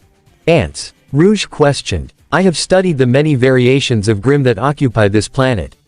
Omega inquired. Yet while I have learned of various insectoid-based grim such as lancers and death stalkers, I have not received any data regarding these mermids as you described them. The Vacuo Council wanted to wipe all knowledge of them because they were so afraid. Rumpel said. That and there has only been one settlement of them in Vacuo as far as we can tell. Explain. Shadow requested. Theodore pulled up various holographic screens on his scroll showing different variations of several ant-based grim. All of them had the similar body type that seemed identical to that of normal ants, albeit of a demonic appearance with their red eyes, and bone-white armor with blackened sides, though there also appeared to be a few different varieties of these grim ants. Some had wings on their backs while others didn't, a few were almost covered completely in white bone armor and seemed larger than most. Truth is, these grim weren't discovered till shortly after the Great War, when the Mistral Dust Trading Company came and offered their help to Vacuo in creating a dust refinery to better extract some raw dust deep in the wastelands, like a truce of sorts to better establish peace between the two kingdoms after the war. Theodore explained. For the most part, it was largely successful. That is until they dug deep enough to uncover an underground nest of these mermids. It was an absolute massacre when they did. They slaughtered every single worker who stayed there with absolutely no survivors. And there have been no attempts to exterminate them. Omega asked. Oh, there have been many attempts to exterminate them. Theodore answered. Every single one ended in failure. Native huntsmen and even huntsmen from the other kingdoms all tried to clear out that nest, but we lost far too many. So much so that the entire location was sealed off and is now forbidden grounds. Not even the Atlas military. Rouge asked. Even if we could get through all the red tape, the council were afraid that just bombing the nest would only make things worse. Rumpel said. Worst case scenario, it could only scratch the surface of the nest and unleash even more mermaids and scatter them throughout the whole kingdom. Sounds much like Mountain Glen. Shadow noted. Very similar, yes. Theodore confirmed. I have no doubt you've encountered many types of Grim, but these are probably among the most dangerous in all of Remnant. Any veteran huntsman can kill a small group, but these things always attack in overwhelming swarms. Most of them are ground-based and can tunnel underground, though many can fly too, much like lancers. And since their nest shares their same space as a dust mine, it is possible that many of these creatures have fused with dust. Omega said. Exactly. Theodore confirmed. You've all seen various types of Grim utilize dust too. What about these types? Rouge asked, referring to the more armored and stronger mermaids. We call them hard mermaids. Rumpel said. To compare these Grim to natural ants, you could say most of the others are like worker ants, but the larger ones are like warrior ants, and they're even more dangerous. They are larger, stronger, with thicker armor. What of a queen? Shadow questioned. Ants have queens, and I wouldn't be surprised if there was something similar to the wyvern at Vale, a larger Grim that can produce several more. We've never seen one, Theodore commented before looking nervous. But if there is one, I wouldn't be surprised. And that's a can of worms I wouldn't want to open. Hate to tell ya, but we might have a choice. Rouge said. Even if we don't go there, Eggman will. There's a Chaos Emerald there and I wouldn't put it past him to try and blow the whole thing up and unleash that full swarm you were talking about. Hell, I can even see him trying to capture and use those giant demon ants himself. Suggestion. Complete and total destruction of the mermaid nest. Omega insisted. A Chaos Emerald is located within the vicinity. Once it has been acquired, Shadow can unleash his full power to obliterate a majority of the nest. In addition, should Eggman and his forces attempt to siege the nest, we can provoke the Grim into attacking Eggman. Effectively pitting them against each other, Theodore thought with a slight smirk. And if Eggman comes in with half the stuff that he did when he attacked Vale, he could definitely thin the number down. This is Eggman we're talking about. He always goes in big. Rouge commented. If you're serious about going to that nest I would strongly advise against bringing those students with you. Rumpel insisted. Already decided on that, Shadow said immediately. If professional huntsmen couldn't clear out that nest, there was no chance former students like Team JNPR would make it out alive either. Having them remain in the city would be the safer option for them. On that note though, it wouldn't hurt to bring in some extra firepower. Theodore advised. Like maybe have Star join you, or even Pyrrha. 2 maidens, huh, I suppose we could use it. Rouge commented. But if Eggman does arrive there, that would also expose Pyrrha and Star's identities as the Fall and Summer maidens respectively. Shadow countered. Ironically though, they wouldn't be much safer here in Vacuo either. Theodore said, catching Team Dark's attention. What are you getting at? Shadow narrowed his eyes. Rumpel sighed. There have been a series of kidnappings taking place over the city in most recent days. Kidnappings? Of whom? Rouge asked. Huntsmen and huntresses. Theodore revealed seriously, surprising Team Dark. Even a few students have gone missing too. How long has this been going on? Shadow questioned immediately. Those taking place in the city have only recently started, since shortly after the attack on Beacon Even. Theodore replied. Your phrasing indicates that similar situations have occurred outside the city of Vacuo. Omega noted. Yep. Theodore confirmed, putting his hand over his head. Many of the huntsmen who were overseeing several of the smaller villagers went missing, including a retired huntsman named Edward Caspian. Even his grandson vanished with him. A couple of our own students have also gone missing. Rumpel said. This has been happening for the past couple of months, but it's only recently been happening in the city. And the targets have only been huntsmen. Shadow questioned. For the most part, but a few civilians have all disappeared too. Rumpel replied. You think it could be Salem or somebody working for her? Rouge assumed. It is a possibility, but we have no proof yet. Theodore said seriously. And that's what worries me. But even if it isn't Salem, the fact that targets are huntsmen strongly worries me. And even if Kira isn't an official licensed huntress, she is still a capable fighter and is world-renowned. Shadow understood Theodore's previous implication. She could be a potential target to be kidnapped as well. And if Salem is indeed somehow responsible, it would also lead to her status as the current Fall Maiden being revealed. That and Stars also got a reputation as a top-tier fighter herself. Theodore put in, even if she isn't a huntress, she could be a target. So, we either leave them behind to get potentially kidnapped, or we bring them into a nest filled with countless giant demon ants. Rouge summed up. Yep, this is definitely a case of, both options suck, we got right here. We must discuss this with Team JNPR as well as Star Sanzong.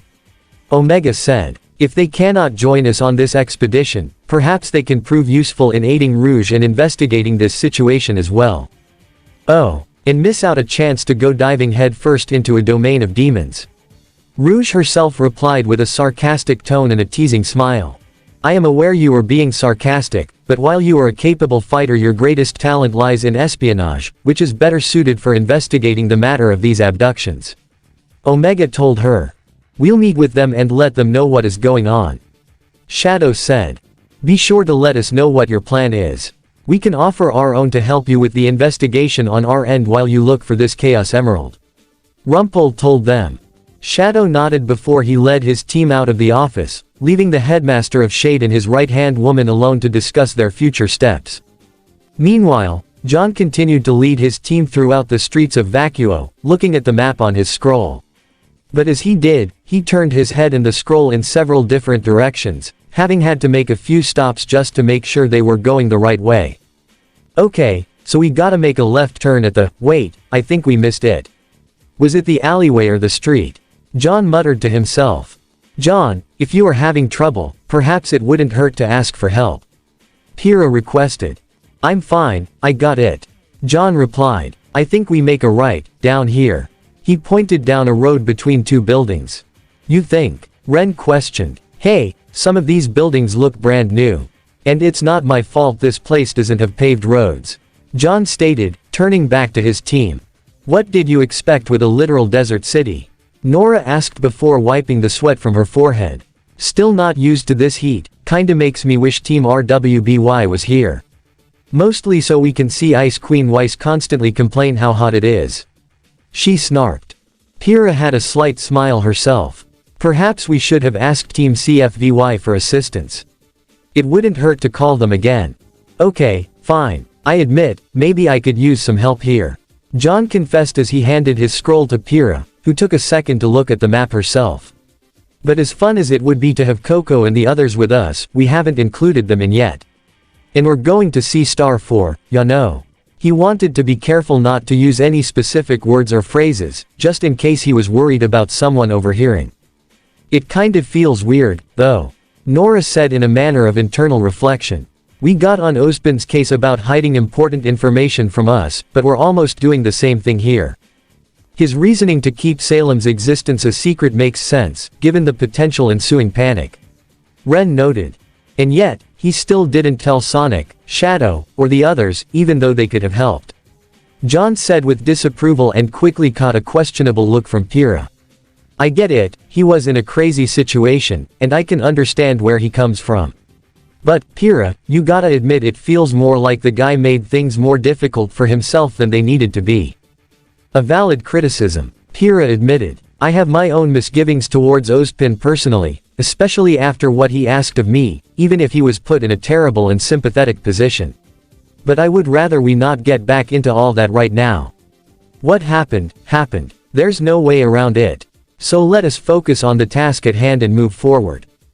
Yeah, okay. John accepted with a nod. So, any idea where we need to go?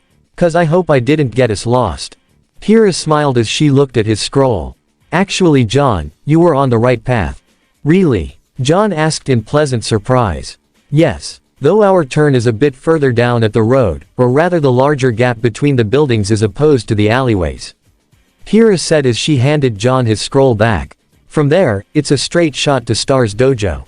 Huh, guess my navigation skills are improving. He boasted with a smile. Only slightly. Kira teased, causing John to put on a sulky face to get her to laugh, which succeeded as she did laugh. Don't worry. Baby steps are still steps. Now let's get going, you big baby. Way. John fake cried, causing Kira to laugh even more. Come on lovebirds, let's go. Nora pushed them with a smirk. Though the lovebirds comment did cause the pair to blush slightly as they tried looking away. Ren smiled at his friends interacting as he hung in the back, though his smile was quick to fade as he looked around and noticed how many of the surrounding citizens were looking at him and his teammates with suspicions, expressions, or even hardened glares. Ren knew why. Vacuo was not exactly friendly to those from outside kingdoms, a sentiment he could understand given what Vacuo went through during the Great War. But just because he understood the reasoning did not mean that he agreed with it. Even if he didn't intend for any trouble to happen, Ren did not so subtly reach for his weapons, and glared at several of the onlookers, silently warning them to back off. A few of them got the message and went about their business, but he also noticed a group of men quickly drawing their own weapons, such as knives and daggers and even guns as they waited in an alleyway near a stand selling various fruits. Ren quickly realized his mistake and feared he may have just poked a hornet's nest. He tried to hurry up to get his friends to move faster and away from a potential fight that could ensue. However, a cyan energy beam shot down from the roof of the building on the other side of the road, shooting the leg on the right side of the stand, causing it to topple over and spill all the fruits right in the pathway of the thugs who were about to move on to Team JNPR. This led to them stepping into the fruit, causing them to slip and fall all over each other, creating a loud commotion that got everyone's attention, including Ren's friends. What the hell? Gross. What did I just step in? Hey. The vendor of the stall, a rather large and muscular man, stood over the thugs intimidatingly. Did you punks do this? You gotta pay for all that. And don't even think about using those knives of yours. He warned as he cracked his knuckles. Ren quickly looked in the direction the cyan energy beam came from and spotted Whisper at the top of a building before she shrunk back down underneath some cover. Let's go, he said to his teammates as he motioned for them to walk ahead and turned the corner and away from the ongoing situation. What happened, Ren? John asked. I may have unintentionally picked a fight, but it seems someone was looking out for us. He gestured to the rooftops on their right. So, Whisper's following us. Kira noted before smiling. It seems we have our own guardian angel. But why doesn't she just walk with us? John asked. It's not like we're on a mission or anything where we need some eyes in the sky. Some people just prefer to keep their distance. Nora said. Whisper might be on our side, but that doesn't mean she's gonna pal around with us, and that's fine. That's her choice. Speak from experience, Nora. Kira asked. Kinda, she confessed, lightly kicking the sand at her feet. Really? 'Cause she kinda reminds me more of Ren or even Blake. John said. The silent and unsociable type. No offense, Ren, he quickly said. None taken. Ren nodded. Yeah, well some people are like that for a reason. Nora replied seriously. She briefly leaned in close to speak to her teammates in a hushed tone, hopeful that Whisper couldn't hear. I'm guessing something pretty bad happened to her, maybe even recently. But I'm just grateful that she even decided to work with us when she could have just left. So, I'm not going to push her into trying to be all buddy-buddy if she doesn't want it. Kira nodded with a smile. Very mature of you, Nora. And I agree completely. We can safely agree that Whisper is an ally. But for whether or not she chooses to be a friend is up to her and we shouldn't pry. Okay, I think I get it. John nodded. Anyway, let's get going, the dojo shouldn't be too far from here. With that, John led his teammates further down the road, all while Whisper continued to follow from the rooftops and kept a close eye on them. Ever since meeting these people at the pyramid, she had learned quite a bit from them just from her observations alone. John was the leader of this team, despite probably being the least skilled combat-wise. Though he seemed to be good with tactics and planning, and he always put his teammates' safety first, before even his own. Very respectable. Kiro was clearly the best fighter on this team, and the most caring and selfless. But as much as she respected that, being selfless can also put one's own life in danger. Ren was a silent observer much like herself, but one look and she could tell right away that he seemed to be silently carrying some sort of burden with him. She couldn't tell what kind of burden it was, but it was one that felt familiar. And then there was Nora, who seemed to have her attention the most. Aside from being a great fighter and a surprisingly tactful mind despite the maniacal personal up front, she seemed to be the most empathetic of this team. The girl looked at her in the eyes, and even though that was the only time they met, it was almost as if Nora could understand her. Whisper briefly felt her own heart for a moment as her wisps popped out around her and spoke to her in their native language. "Yes, I know. They all seem nice," Whisper said. "They care about each other. A lot. Almost like a family." However, with that thought came so many memories that she wished she could put away. She held her own mask and Wispin close to her as the wisps cuddled around her body to provide what support they could. She appreciated the gesture, but quickly focused back on her task. "Let's catch up." She moved swiftly over the rooftops, making sure to never take her sight off Team JNPR. Even if she only just met them and probably wouldn't fully interact with them anytime soon unless it was crucial, she had already made a silent vow to keep watching over them. To make sure they didn't go through what they went through. Not again. She would not let such a strong group of friends fall apart or be destroyed again. It didn't take long for the group to arrive at their destination, a single-story building that seemed to be made from stone with thick glass windows at various points. The stone foundation made the building rather solid, like it could withstand several sandstorms. And judging by some of the wear on the surface of the stone, it certain has.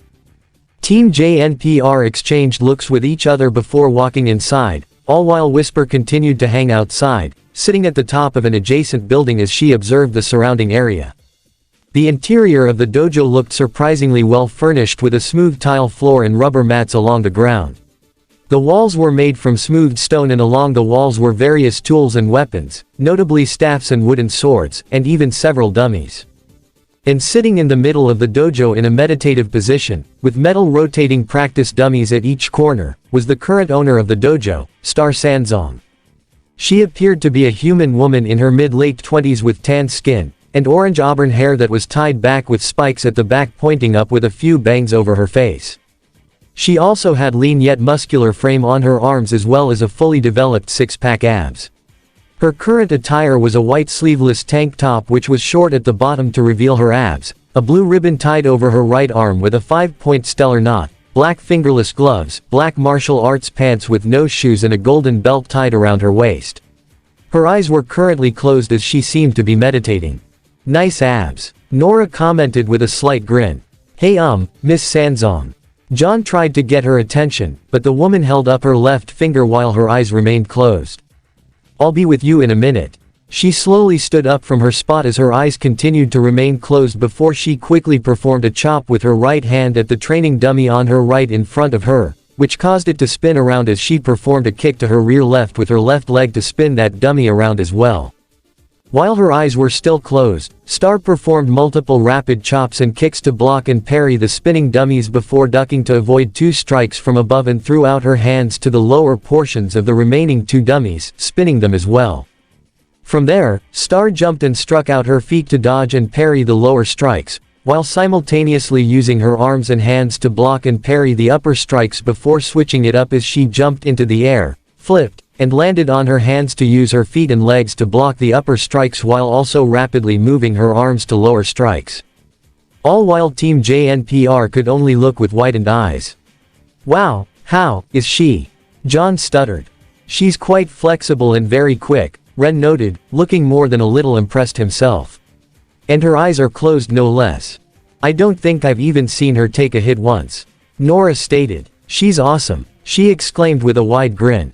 "Incredible," Pyrrha said in awe. Star decided to end this little workout as she jumped straight up into the air again, flipped around once more before coming back down with her feet first. In one swift and decisive motion, Star extended her legs to catch the spinning rods on the bottom of 2 of her dummies while catching those up top on the other 2, all at the same time as she perfectly balanced herself. Her eyes finally opened to reveal the blue inside as she stepped down and approached her guests while stretching her limbs. "Enjoy the show?" she asked with a half smile. "Forgive us, we didn't mean to intrude." Pyrrha apologized. It's fine. Star waved off. I'd ask if you kids would like some training, but Theodore already contacted me and told me you'd be coming. So, you know. John said as he got serious with everyone else. Yep. Star closed her eyes briefly before opening them up, to reveal a purple flame-like aura around them. Star Sanzong, the current summer maiden, at your service. Hira sighed somewhat reluctantly as she closed her own eyes and opened them up, showing her own red flame-like aura just over her green eyes. Hira Nikos, and I am the current fall maiden. Nice to meet you. Star nodded with a friendly smile. The crown, you say? Eggman questioned as he, Mercury, Emerald, and Zero spoke with Jax and Jillian. Carmen and Bertilic stood by their sides as well while the surrounding people looked at him with caution. The true rulers of Vacuo. Indeed. Jillian nodded. My brother and I are descended from true royalty, back when Vacuo was an actual monarchy. It was a glorious era for us. That is until the Great War, where this so-called democracy was established. Our people were once strong, with even stronger kings and queens to guide them. Now look at what has become of our kingdom. It's a pile of garbage sitting on sand. Eggman said bluntly, which earned shouts of ignition from many of the surrounding people. You watch your mouth. Jax was ready to draw his sword, prompting Mercury and Zero to be ready to move in as well. You're right, Doctor. Jillian said, raising her hand and prompting her subordinates to stand down, which they did so as Jillian looked to her brother as he reluctantly sat back down. Our beloved Vacuo has indeed fallen from grace, and it is the duty of our blood, mine and my brothers to return our kingdom to its true glory. If Vacuo is as weak as you claim it to be, why wait in hiding? Zero questioned. Why not overthrow this weak council yourself? Oh, we could. Jillian replied. We could easily assassinate the council in their sleep. The problem is, they have Shade Academy on their side. For some reason, the professional huntsmen of Vacuo would rather submit to this weak government than rebuild their kingdom. Jax added. We've managed to get these two to join our noble cause, he gestured to Carmen and Jillian. But only two isn't enough. Perhaps fortune brought us together. Jillian said. Oh, Eggman questioned. We've seen what you are capable of. Ghislaine went on. You almost leveled all of Beacon, you gave weapons of untold power to the White Fang, turning them from a simple cell that most huntsmen wouldn't even take seriously into a genuine threat to the kingdom of Vale. Imagine what that kind of power could do for us. For you, maybe. But what do I get out of this? Eggman replied. I could just level Vacuo with the snap of my fingers. Then why don't you? Jax wondered with a mocking grin. Maybe the golden hero dealt more of a blow to you than you let on. What was that? Eggman growled. Sure, you might have come close to wiping out Vale, but you tripped at the finish line. Jax gloated. Some golden being wiped out all your forces and even all the Vale from that half of the continent. Which leaves me to wonder why we would need your help. Why not ask Gold Boy? Oh please. As annoying as he is, he wouldn't be caught dead taking orders from some entitled brats like you. Eggman warned. What did you just say? Jax stood up from his throne again as many of his subordinates were getting antsy again. Eggman pinched the bridge between his eyebrows in annoyance. First Cinder, then Adam, now these two. What is it with this world producing entitled brats? You think you're special because you're descended from royalty. You live in a cave like a bunch of Neanderthals. What are you the king of, exactly? The king of bandits and thieves. You've got only a handful of decent fighters at best, and you suddenly think you're on top of the world. I built my empire with nothing more than my bare hands and my unparalleled intellect. I only came here because I was curious, but I'm far from impressed if this is really all you have to offer me. And don't even think about threatening me, boy. He pointed to Jax, who looked so furious he might pop a vein at any minute. Before you even draw your sword or whatever fancy semblance you got, I'll have this entire cave leveled with just one round of carpet bombing. Doctor. Emerald spoke nervously as she saw all the gathered fighters of the crown exposing their weapons, prompting her to grab her own as she was ready to activate her semblance at any second to give her and Mercury a chance to slip away. But Mercury looked ready to fight back as he kicked his prosthetic legs in anticipation and even smiled at it. Zero had his hand on his sword as well, looking more curious to see how these bandits could fight. This was a complete 180 compared to his sales pitch to get the White Fang on his side, but at least they had an understandable reason for why they took up arms against humanity and the constant discrimination against them. Unlike this poor excuse for an organization, which was only being led by a pair of entitled brats. And even then, the White Fang fell apart completely. This crown wouldn't last nearly as long against Sonic and his allies. So, how's this for a deal? Eggman offered. You and your precious crown submit to the Eggman Empire here and now, and I might consider arming you and using you for something more than cannon fodder. Or I just wipe you out and leave your bodies buried in the sand and rubble. Star's dojo. So, you declined Ozpin's offer to inherit the Fall Maiden power but still received it anyway after Amber's death. Star said as she had just heard the full story from Team JNPR. I didn't ask for it. Kira said. And nobody, not even Ozpin, knew of what the outcome would be if I was put in that machine with Amber. Even my own life wasn't a guarantee. Which I get, and I totally understand you wanting to turn it down, but it is what it is. Star responded. Yes, indeed. Kira said as she continued to talk with her fellow maiden with John as they sat on the ground with a small table in between them with glasses of water for each of them, while the rest of their teammates looked around the dojo.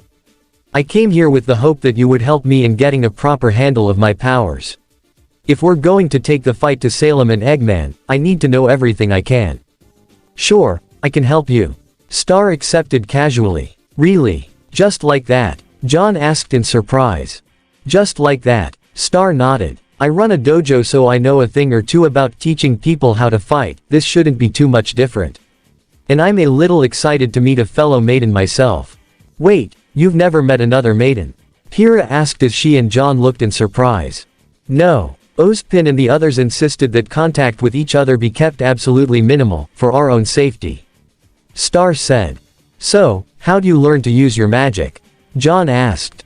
Ozpin himself taught me, she answered. Well, he's not anymore, so you're pretty much our only option. John said. It would seem so. Star confirmed. This is a rather impressive dojo you have. Ren commented as he held a wooden staff in his hand. It's sparse, but functional. Yeah, kingdoms like Atlas or even Vale may have more advanced tech, but if you rely too much on it you become dependent on it. Star said as she stood up with John and Kira following her. I try to teach those who come here how to handle themselves with only the bare minimum, so that they're not helpless if they end up losing their weapons or anything. Or don't even have their semblance unlocked yet. That comment caused John to look away slightly as he still didn't have his semblance yet and probably wouldn't for the foreseeable future. Though he'd already come to accept that and decided to best focus on what he can do now. Maybe after Star and Kira talk and have their training, he could ask her for some tips too. It was also her comment on lost weapons that had John think back to RWBY and wonder how HSE was doing. She seemed fine last time they talked as she was now borrowing Sonic's sword, Caliburn. But he knew how much she loved and cherished her Crescent Rose, which was lost in the battle at Beacon. Maybe he could call her or even message her, asking if she was okay when he had free time. Hold on a second, Nora happened to spot a small framed picture on a shelf at a wall near the far right corner of the room. The picture only had two people on it, Star herself who seemed about 10 years younger than she currently was, but this little boy who was with her, a blonde boy with a monkey tail near his rear is what caught her attention. Hey Star, is this your cousin? That's him. Star confirmed.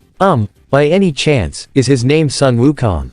She asked, causing her teammates to look in surprise. Oh, you know him? Star asked, sounding pleasantly surprised. Why yeah, we met him at Vale before the Vital Festival, John confirmed. We met the cousin of the Summer Maiden before we even knew maidens were a thing. That is certainly surprising, perhaps a matter of destiny. Kira wondered. Meh, I don't believe in destiny. Star shrugged. But nice to know Sun made some friends. More like he forced his way into our group. Ren commented. Saw something interesting and stepped in without even asking. Yeah, that does sound like him. Star shook her head with a slight smile. He's a good kid, though. Hey, question. Nora raised her hand. Sun's a faunus, but you're not. How does that work? Both my parents were human. So was my dad's sister, Sun's mother. She got together with a monkey faunus, Sun's father. Star explained. Typically, when a faunus and a human make a kid, it is more likely the kid will pop out as a faunus. So, no human kids between a faunus and a human. John asked out of curiosity. It happens, but very rarely. Star answered. And he doesn't know about you being the Summer Maiden, or any of this magic stuff. John asked again. I know Professor Thedor said no, but... Huh. Star laughed. You kidding? Sun couldn't keep a secret to save his life. Something this big, he'd be blown out of the water. She then got serious. And I do not want him getting involved with all this stuff about Salem. If she's even half as dangerous as Ozpin described her, I wouldn't want my only remaining family member being targeted by that monster. John understood that very well, the desire of wanting to protect someone important, whether it was family or somebody else who was close. If anything happened to the people he cared about, he wouldn't know what he'd do. Pyrrha, however, winced slightly. Unfortunately, Star, it would seem your cousin has now become involved. What? She questioned. One of our friends is a faunus named Blake. Pyrrha explained. She went to Menagerie to see if we can rally any allies against Eggman and Salem. Sun befriended her at Beacon and followed her. She took notice of the serious look in Star's eyes. We didn't to involve him. He more or less involved himself. I believe you. Star nodded. Can't say I'm thrilled about it, but it does sound like something he'd do. She put her hand on her face in emotional wariness. I'm gonna have some serious words with that guy when I see him next. I'm sorry, Pyrrha said sincerely. Don't apologize, it's not your fault.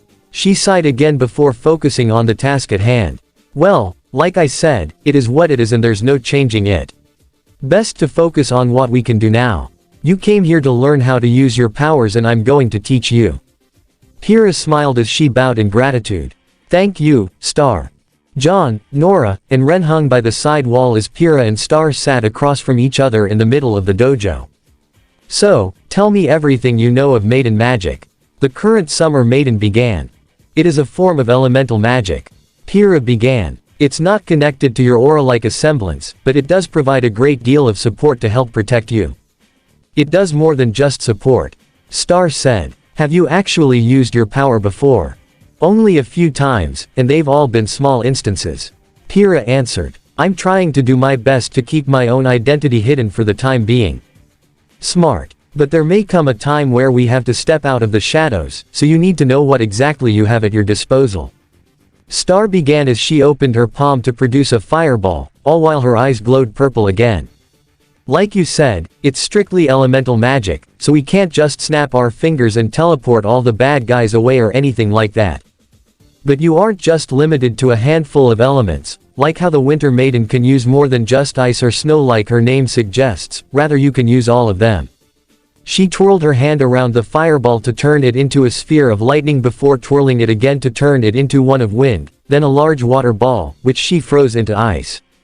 Fire, water, wind, lightning, ice, even the earth itself. She placed her hand on the ground as her eyes still glowed and Pyrrha felt a small shake from where she stood. Some people have a preference for what element they want to use, depending on their own combat styles, but that doesn't mean you can't use the rest. And you can even use all of them at once if you wanted to, though I admit it is hard to use more than one element at the same time. I've only ever been able to use 2, maybe 3. So it's like dust, essentially. Pyrrha said. Pretty much, except you have an unlimited supply. Star replied. And that's not an exaggeration. Like you said, it's not connected to your aura, so there is literally no limit to what you can do with that. Your powers can let you produce an infinite amount of elemental magic. You can even summon a flash flood or even a tornado to decimate hordes of Grimm if you wanted to. That caused Pyrrha and all her friends' eyes to widen. I'm not going to downplay this, Pyrrha. As of this moment, you and I are 2 of the 6 most powerful beings ever born on Remnant. And yes, I know it might seem overwhelming to have all that power at your disposal, which is why we are going to be working from the ground up, taking it one step at a time. I'm going to teach you the basics and we can work our way from there. Thank you, Pyrrha nodded. Despite her gratitude and acceptance, she was really now coming to terms with how much power she truly had now. She tried hard to keep her powers hidden, primarily to avoid letting Eggman and Salem know her identity, but she also didn't want this to add to her already inflated title as the Invincible Girl. Even as a student, she was one of the top students out there. Now she was considered one of the 6 most powerful beings on Remnant who can wipe out armies of Grimm. Needless to say, she felt more than uncomfortable with it. But at least she had her fellow maiden with her who seemed eager to help and guide her, which she more than appreciated. Before we begin, tell me about your semblance. Star requested. I've seen you fight in tournaments before, but on a screen it's hard to figure out what you can do compared to what you might see in person. Either you haven't been using a semblance, or you've been using it subtly. The latter. My semblance is polarity. Kiro explained. I can manipulate metals, even non-magnetic ones like aluminum, which you probably use on your opponent's weapons and armor to avoid taking damage. Star noted with an impressed smile. And if you only use it subtly, it drains less of your aura. Impressive. Now it makes sense how you are able to your own powers in small amounts so far. You're used to that sort of thing. Thank you, and I have been thinking about combining my semblance with my powers. Kiro said. A friend of mine brought up the possibility of my semblance evolving to electromagnetism, given how closely tied together electricity and magnetism are. And since I can literally create lightning, she held her hand out as an electrical aura briefly formed around her fingers. Instant EMP. Star smirked. And since you brought up the earth, perhaps I can use both my semblance and my power to better harness natural metals in the ground. Kiro added. Smart, creative, and a quick learner. To say Star was impressed was an understatement. This girl clearly knew what she was doing. You definitely have a good head on your shoulders, Kiro. But how would you fare without your semblance at all? Well, before I developed it, I'd say I was pretty decent fighter. Kiro said. Humble too, it would seem. Star commented. But from what I can gather, even if it used subtly, you still use your semblance, right? Yes. Kiro wasn't sure where she was going for this. Can you think of any battle where you haven't used it? Star asked. Not recently, Kiro said. If she was counting all the times where Kiro used her polarity, even in the smallest of manners, it would have been a very long time ago. When exactly did you unlock your semblance? Star pressed. I think I was around 14. Kiro answered. And how old are you now? Star continued. 18, almost 19. Kiro replied. So, 4 to 5 years of semblance use. Star observed. Is that a bad thing? Kiro asked. You think I'm becoming too dependent on it? That's what we're about to find out. Star said as she stood up. Take off your suit. What? Kiro questioned as she and her friends looked confused. Your armor, your cape, everything. If you need anything to change into, I got some spare workout clothes in the back. Star replied. But I don't want any metal or weapons on you at all. For what reason? Kiro wondered. Because you and I are going to spar. Hand to hand. Star revealed, surprising not only Kiro, but her teammates as well. I want to see exactly what you are capable of. Is Kiro's stripping necessary though? John stepped in. If she doesn't want to do it. Relax, I'm not a pervert or anything. Star interrupted, causing both John and Kiro to blush. When I said I worked people from the ground up, I meant it literally. No weapons, no semblances. I see exactly what someone can do, what their strengths and flaws are and what they need to do to improve. This is sounding familiar, Nora said to Ren, who nodded in agreement. This was feeling like back when Knuckles wanted to spar with Yang, to show her how dependent she was on her own semblance. Though Kira's case may have been different as she didn't seem as dependent on her polarity like Yang was with her burn, or did it? Because from what it sounded like between their recent conversation, Kiro had indeed been using her semblance in every battle. Granted, hers didn't let her take any damage like Yang's, but if she was becoming too dependent on her semblance, then Star's lesson may be for the best. But why hand to hand? Shouldn't Kiro be learning how to use her magic? John asked. She's been using it like she has with her semblance. Star explained. Not that there's anything wrong with that, it can be a good starting point. But she needs to learn the difference between the two before she can truly tap into her potential. And the best way to do that, is to put her in a situation where she cannot use her semblance at all. But this is strictly hand to hand, we'll work on Maiden powers soon after. She said to Kiro. Like I said, ground up. Okay, I understand. Kiro nodded as she went over to the back room to get undressed. The group waited for about 5 minutes before Kiro stepped back out. She wore a simple white shirt and black shorts. She didn't even have shoes on. She also tied her hair back in the form of a bun. Honestly, John had never seen Kiro with so few clothes and showing so much skin before. She had a good build on her arms and legs, but not overly muscular or anything. She honestly looked really good. Reel it in, John. Nora teased as she snapped John out of his thoughts and pulled him back by his shoulder. Sorry. He shook his head rapidly as he closed his eyes and turned around. Not looking. Kira blushed as she saw the way John was looking at her. She wouldn't deny that it did feel kinda nice, but it didn't stop her heart from racing any further. She also saw a teasing grin from Star, which only caused her to blush even more before she lightly smacked her cheeks to focus on the task at hand. I'm ready, Star. Alright, show me what you got.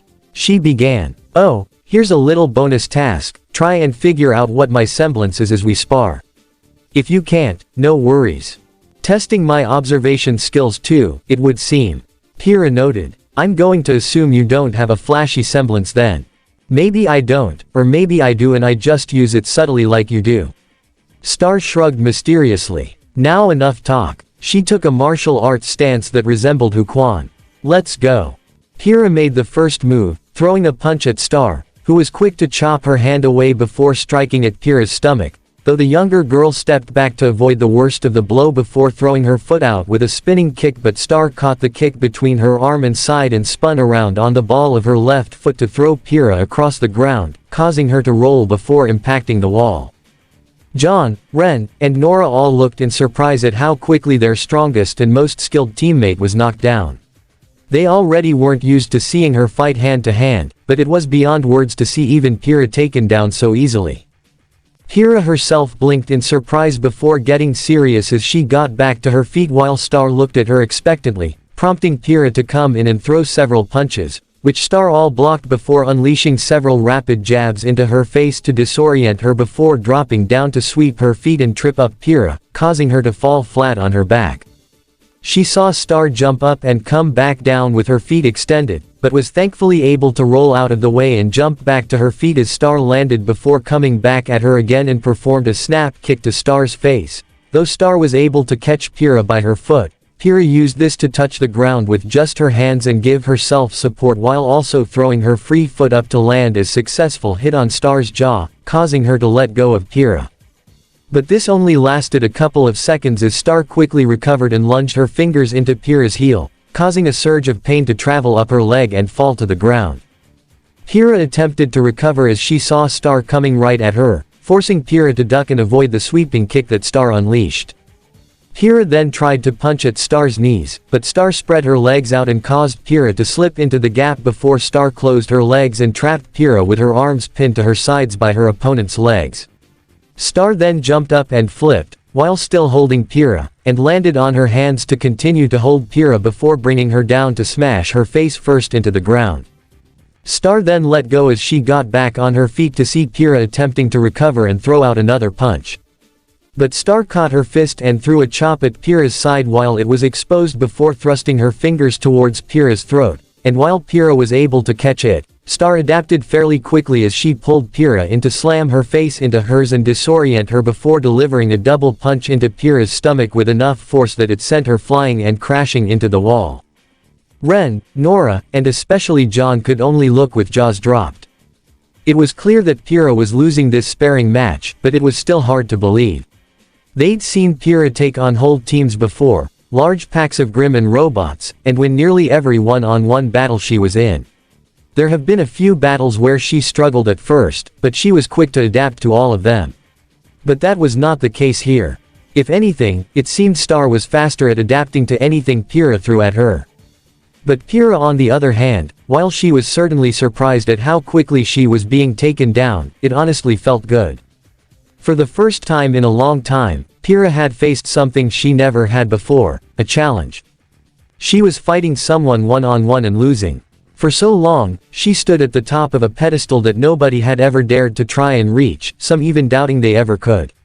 It was the loneliest experience she could imagine. And now, here she was, being knocked off that pedestal by somebody far more skilled and experienced than she was. Not only did it feel like a relief, it honestly felt fun.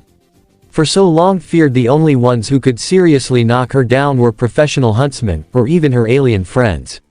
She knew she couldn't take on the likes of Sonic or Shadow and win. But now she was facing a mere mortal being without any godlike powers, and she was getting taken down.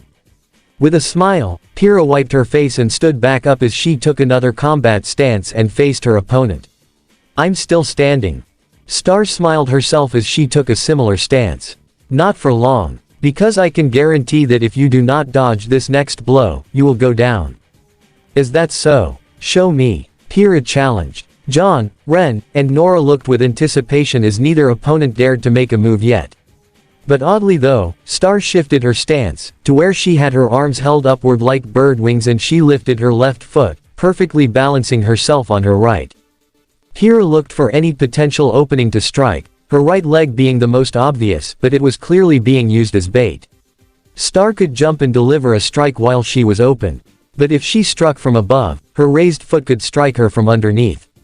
Same thing if she went for her center. This stance had no visible weakness. Kira was truly impressed. She had to do something though, something to catch her opponent off guard. That's when an idea came to her. Kira went for a sliding kick straight to Star's foot, forcing her to jump into the air and come back down, just as Kira had expected. She then fell flat on her back as she saw Star's foot extend, and Kira was able to successfully catch it with both her hands. "Got ya." Kira smirked, only to be caught off guard as she was suddenly lifted into the air by Star's leg as she stood on just one with her arms crossed, much to the shock of John, Ren, and Nora. "Nope, you just tied your hands together."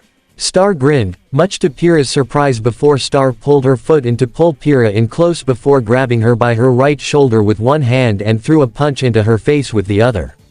She used the force and momentum of the resulting punch and pushed Kira straight down to slam her back first onto the ground and knock all the wind out of her. "You lose." Star smiled as she got up and off of Kira, who struggled to pick herself up. John was the first to come and help her. "Kira, are you okay?" he asked urgently, only to be surprised to hear Kira actually laughing. "Kira. I'm great. I honestly never felt better," she said in between laughs. "Well, looks like she had her brains beaten out," Nora commented in a joking manner. "Seriously, I'm fine," Kira assured as she stopped laughing and held her sore side. "I can't even remember the last time I lost a one-on-one sparring match." "Well, if you had your weapons though," John tried. "I honestly don't think it would have made a difference," Kira said, further surprising her friends. "Not if Star's semblance is what I think it is." "Oh, and what is my semblance?" Star asked expectantly as she crossed her arms with a slight grin. "It's a form of perception, somehow you are able to see openings in your enemies, like where and when to strike," Kira surmised. Star smiled. "Close. My semblance is called stargazing. And I can see physical weak points on any individual I look at, those weak points taking the form of star-like lights on their bodies. Some of those spots can change too, depending on what position a person is in, exposing a potential opening of where to strike." It was true, as Star looked at all of Team JNPR around her, she could see small purple star-like lights on various points on their bodies, with some being noticeably brighter than others, such as a spot on Kira's right heel where she previously struck her during their spar. "Wow, that's really cool," John said in awe. "You can literally see somebody's weak spot. And some stand out more than others, depending on the person in question." Star continued. "For example, there's a noticeable weak spot on Kira's right heel. Most people wouldn't notice, but I did." "She's right," Ren recalled. "When she struck you there, you showed a rather interesting reaction." Kira chuckled with embarrassment. "Yeah, when I was 4, I was playing in a river, but my foot got stuck between some rocks. Or rather, a larger rock fell and broke my foot, almost crushing it in between the rock below." Ouch. Nora winced as everyone looked in sympathy. "My aura hadn't manifested at that time, so my mother had to take me to the hospital right afterwards." Kira continued. "The doctors said I would recover, but there would be some minor nerve damage. Nothing serious, but they'd advised my right foot to be more protected from that point forward." "Whoa, Kira, I'm sorry," John told her. "It's fine, John. It happened a long time ago, don't worry about it," she assured. "Still though, your aura should have protected you," Ren commented. even if there is nerve damage there. That leads to another part of my semblance. Star went on. I don't just see weak points, I can use my own aura so that when I strike, I temporarily disrupt that one spot. Depending on how severe the weakness is, it may even shatter their aura. Wow. John breathed. You can break aura with a single hit. Potentially, but it always depends on my opponent and the fight itself. It's not like I can turn off somebody's aura by snapping my fingers or anything. Star explained. Can it work on the Grim? Nora asked. No. Star shook her head. Grim don't have aura as you already know, but they also don't feel any kind of pain. So, I can't see a Grim's weak point like I would a person. Same could be said for machines, they don't have aura either. John leaned in to whisper to Ren. Kinda makes me wonder what would happen if she met Penny. Ren nodded in agreement as he'd be curious about that himself. It might seem like an instant win semblance, but it has its limits, trust me on that one. Star said. And it all depends on whether or not I can actually land the strike. So, you instead opt for a more open-based fighting style which you can use to exploit your enemy's weakness, but also one that allows you to adapt against an adversary who doesn't have an exploitable weakness. Ren said. Got it in one. Star pointed to Ren. It's all about adaptability, kinda like Vacuo itself. It shifts and changes like the sand, so you gotta be willing to adapt for when something happens. Your semblances and weapons can be useful, but don't become too reliant on them. Cause if you end up losing one or find yourself in a situation where you can't use the other, you're helpless. But that doesn't apply to Maiden powers. Kira said. Exactly. Star pointed to her. If you wish to think of it as another tool at your disposal like your semblance and weapon, feel free. And it is equally important not to become too reliant on that power either. Like using your wits with that power instead of just overwhelming your opponent. Because you'll be fighting more than just mindless Grim. I think I understand. Kira nodded. She really did understand what Star was telling her, but she also seemed to get another message behind it, notably the willingness to adapt to changes. Up until now, she'd be reluctant in accepting herself as the Fall Maiden, despite saying so to her friends, and it made her scared of what the future could hold for her, even after they defeat Salem and Eggman. But if she keeps an open mind and a willingness to adapt, she may be able to find a way through this turmoil. And she already found one, with both a fellow Maiden, and a fighter who could actually challenge her. Suddenly, she didn't feel as alone anymore. Thank you, Star. She smiled and bowed her again. Don't be so formal. Star waved off. Call me your Maiden sis. Maiden sis. All of Team JNPR questioned. Well, sure. The original Maidens were a group of sisters, right? Star reminded. And we both got their power. I know we only just met, Kira, and you seem to have plenty of good friends with you. But if you need anyone to talk to about, this. She blinked to flare up her purple eye flames again. I'm here. And I know how hard it can be, but you won't be facing it alone. Kira was almost brought to tears by that, sniffling as she wiped her eyes a bit. Thank you, so, would it be alright if I? She went up to hug Star, a gesture the older woman was more than happy to return. Nora gushed as she and the smiling Ren held hands. John smiled too, truly happy for Kira that she could find somebody to relate to with what she was going through. He had a feeling she was keeping a heavy burden with her, but as much as he wanted to help, he was unsure of how he could. But meeting a fellow Maiden certainly helped with that. But no matter what happens next, John would have Kira's back no matter what. He cared about her, probably more than anything, and he would support her with all his strength. Meanwhile, outside, Whisper could see what was going on inside the dojo, looking through the scope of her Wispin into a window. She couldn't quite see everything inside, but she definitely saw a moment where this Kira girl got some much-needed emotional support. That was enough for a small smile to grace the wolf's face underneath her mask. But the smile was quick to fade as she noticed a group of 4 colorfully dressed girls making their way to the dojo. One look at them and she could tell that they weren't necessarily a threat, but they were here to cause some trouble. We have company. Ren told everyone as the 5 saw 4 familiar students from Vacuo enter the dojo. Well, if it isn't Team JNPR. Nebula Violette greeted in an uptight and condescending manner as she stood alongside her teammates, Dugale, Gwen Darcy, and Octavia Ember.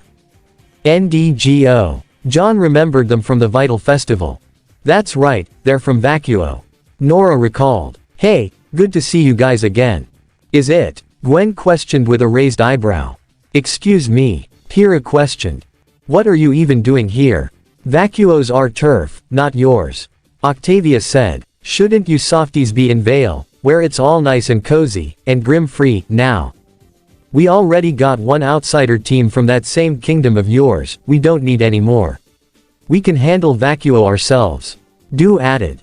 Star's eyelids lowered as these four were very clearly against outsiders, a trait that wasn't uncommon among her fellow people of Vacuo.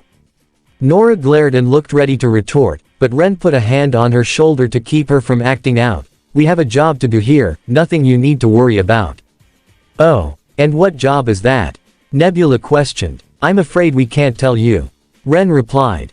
See, that's not gonna work here. Nebula walked up. Cause most outsiders that come to Vacuo are either too weak to handle things and leave within the week, or they're trying to stir up some trouble. And we'd much rather not anybody screw with our home again. If I recall, Vacuo has been safe and kept to itself since the Great War. Kira said in a serious tone of voice. No harm has come to your kingdom, and we intend no harm yourselves. Then why are you here, seeing the sights? Du laughed at her own joke. Not much to see other than just sand. What is your guys' problem? Nora questioned as John glared as well. Why are you being such jerks? We didn't do anything to you. We didn't even fight you in the tournament. Are you sore that you lost or something? That was just dumb luck. Gwen pointed at her. You want to know what our problem is? Nebula questioned. It's you and your weakness.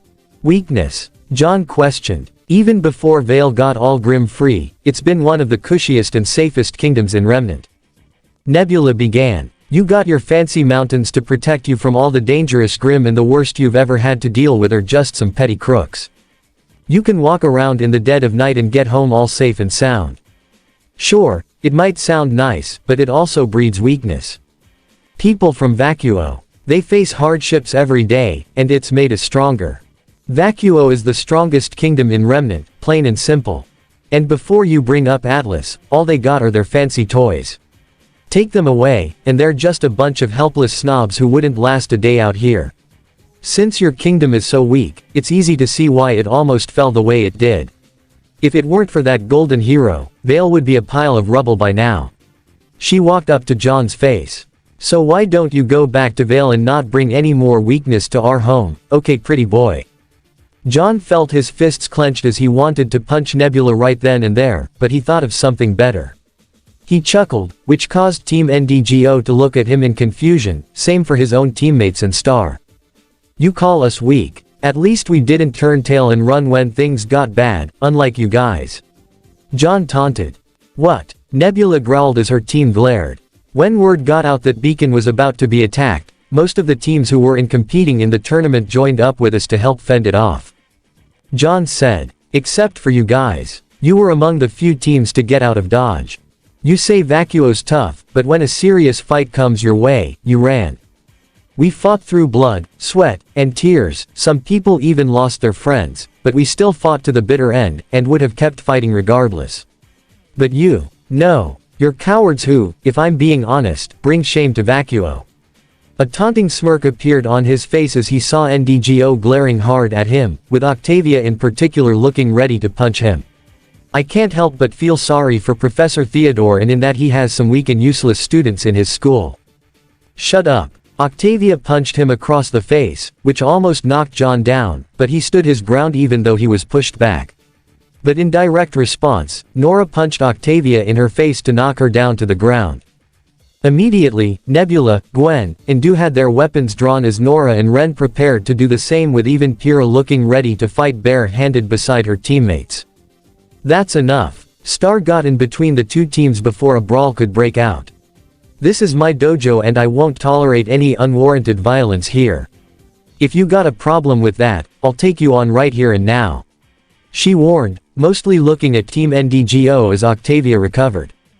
Nebula knew Star's reputation quite well. Even if she isn't a licensed huntress, she was still a capable fighter who could quite easily take her and her whole team down. She looked past her to see the glaring JNPR, specifically at John as he stood up and finished rubbing his jaw.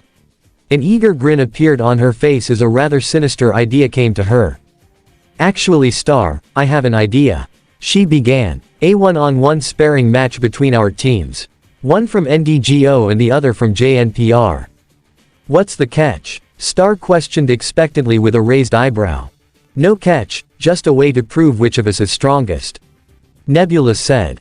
Star had a feeling there was more than what Nebula was implying. She then looked to Team JNPR behind her. Well, bring it, Nora declared. We'll do it. Ren accepted. We accept. Pyrrha said as well. We're in. John also said. Alright, but this spar will be under my terms. Star said with finality. So, who's fighting? Me for my team, against him. Nebula pointed to John. He's the leader of his team, right? And he's got the nerve to insult us like that. I want to see if there's any merit behind his words. And I've seen what he can do in the Vital Festival. She thought to herself. He's clearly the weakest one here, so I'm gonna beat the crap out of him and teach him not to insult his betters. John, are you okay with this? Star asked. Yes. He accepted without a hint of hesitation, but Pyrrha quickly pulled him back. Give us a moment, she said to everyone before speaking to John specifically and quietly. John, I know you're angry and I don't fault you for being so, but you don't have to do this. I can fight her. I want to do it, Pyrrha. With the way she talked to you and everyone, there's no way I'm letting it slide. He replied. And that's what I admire most about you, with how quick and willing you are to stand up for the people you care for. Pyrrha said with a smile before looking concerned. But you shouldn't.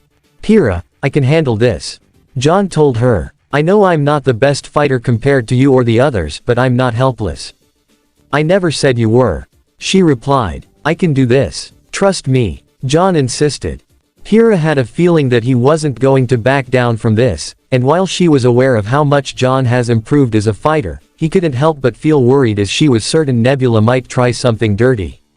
But one look in John's eyes and it seemed like he was already aware of this but would take the challenge regardless.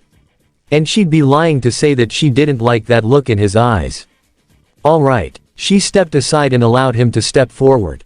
I'll take you on, John declared to Nebula, who could only smirk.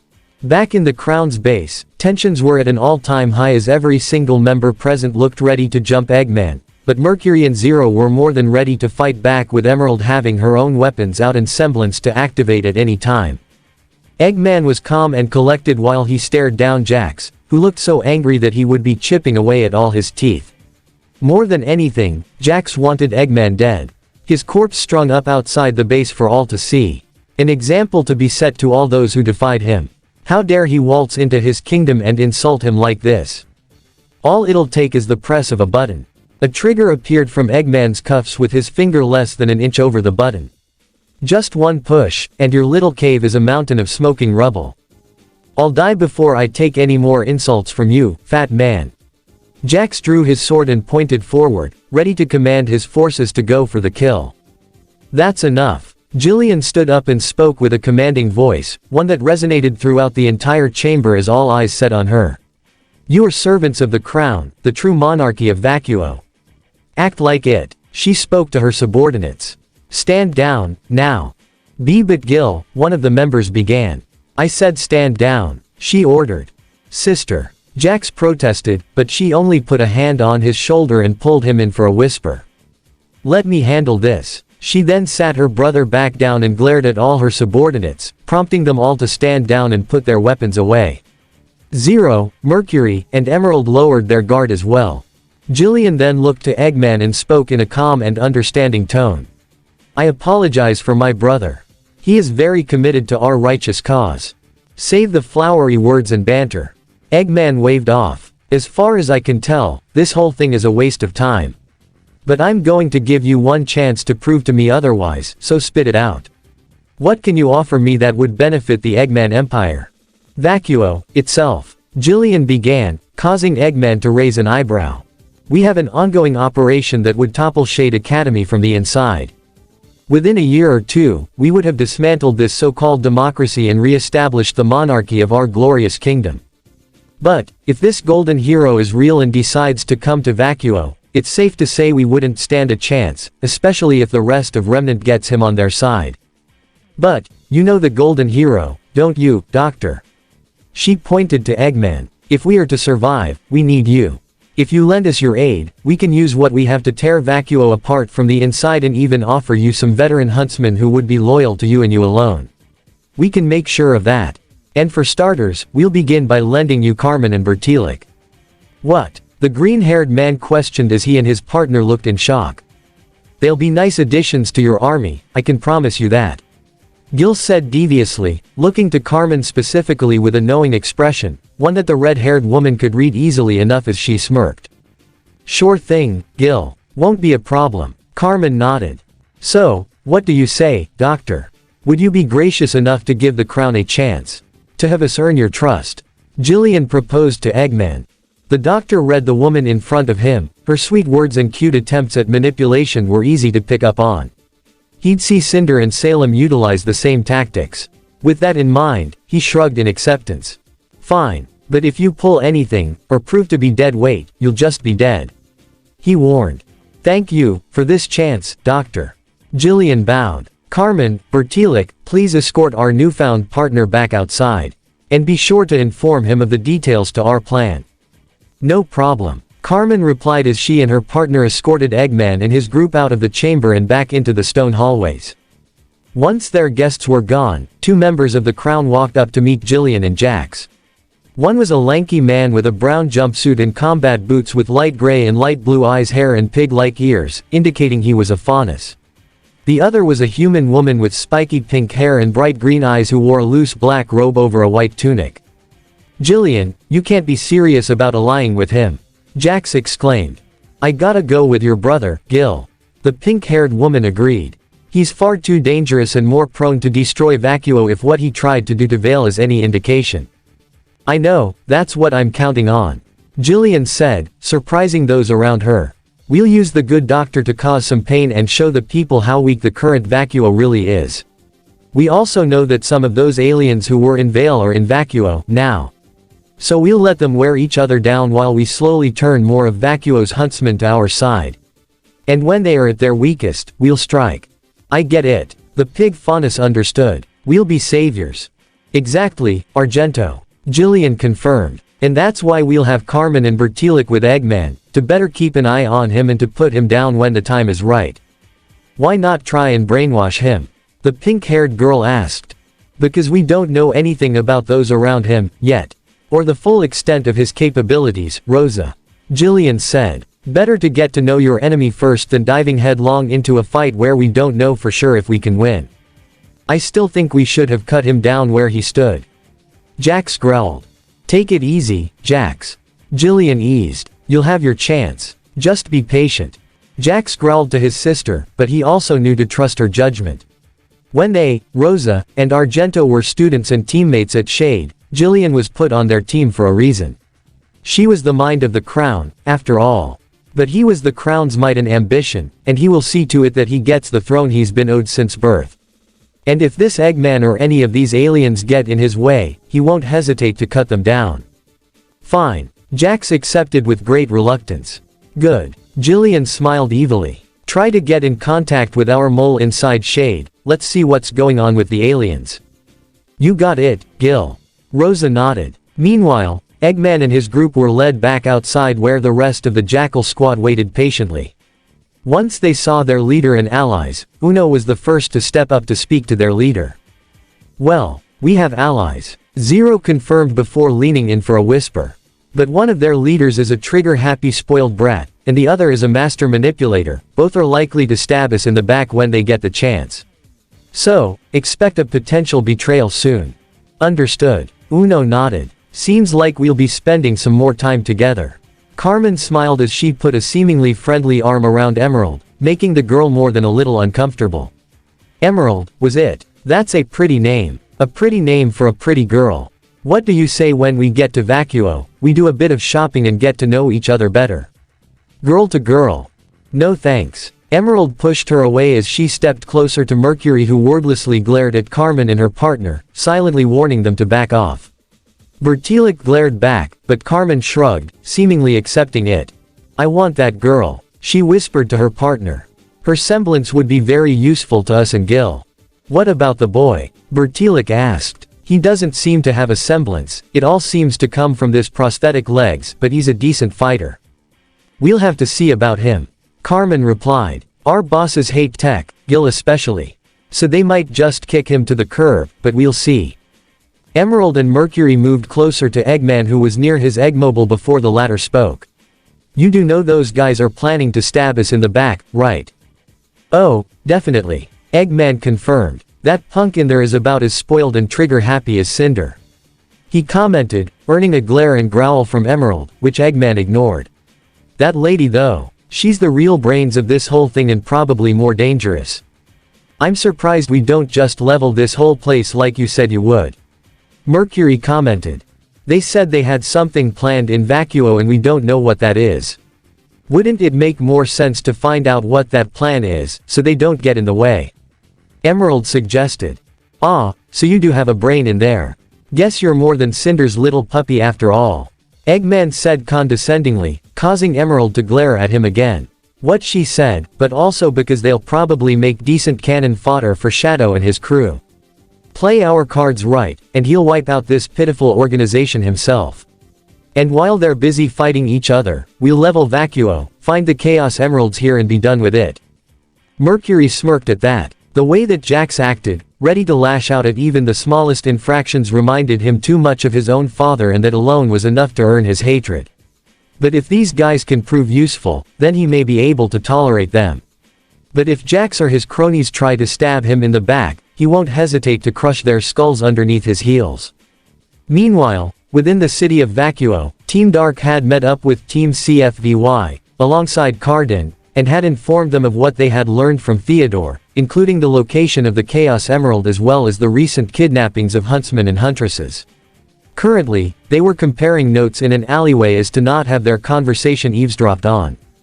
Grim ants, huh, Coco said. I've heard some rumors about them, but this is the first time I've had it confirmed.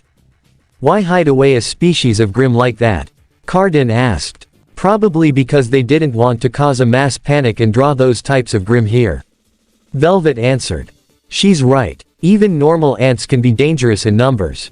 Yatsuhashi added. But giant Grim versions of them. Just imaging that alone is enough to make anybody nervous.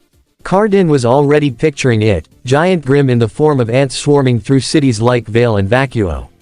Such a thought made him shudder quite a bit. I'm a little more concerned about these kidnappings. Fox said. Notably how they're going after only huntsmen. You'd think capturing skilled warriors would be pretty hard, right? It all depends on the person in question. Shadow said. Because even the strongest of warriors have weaknesses.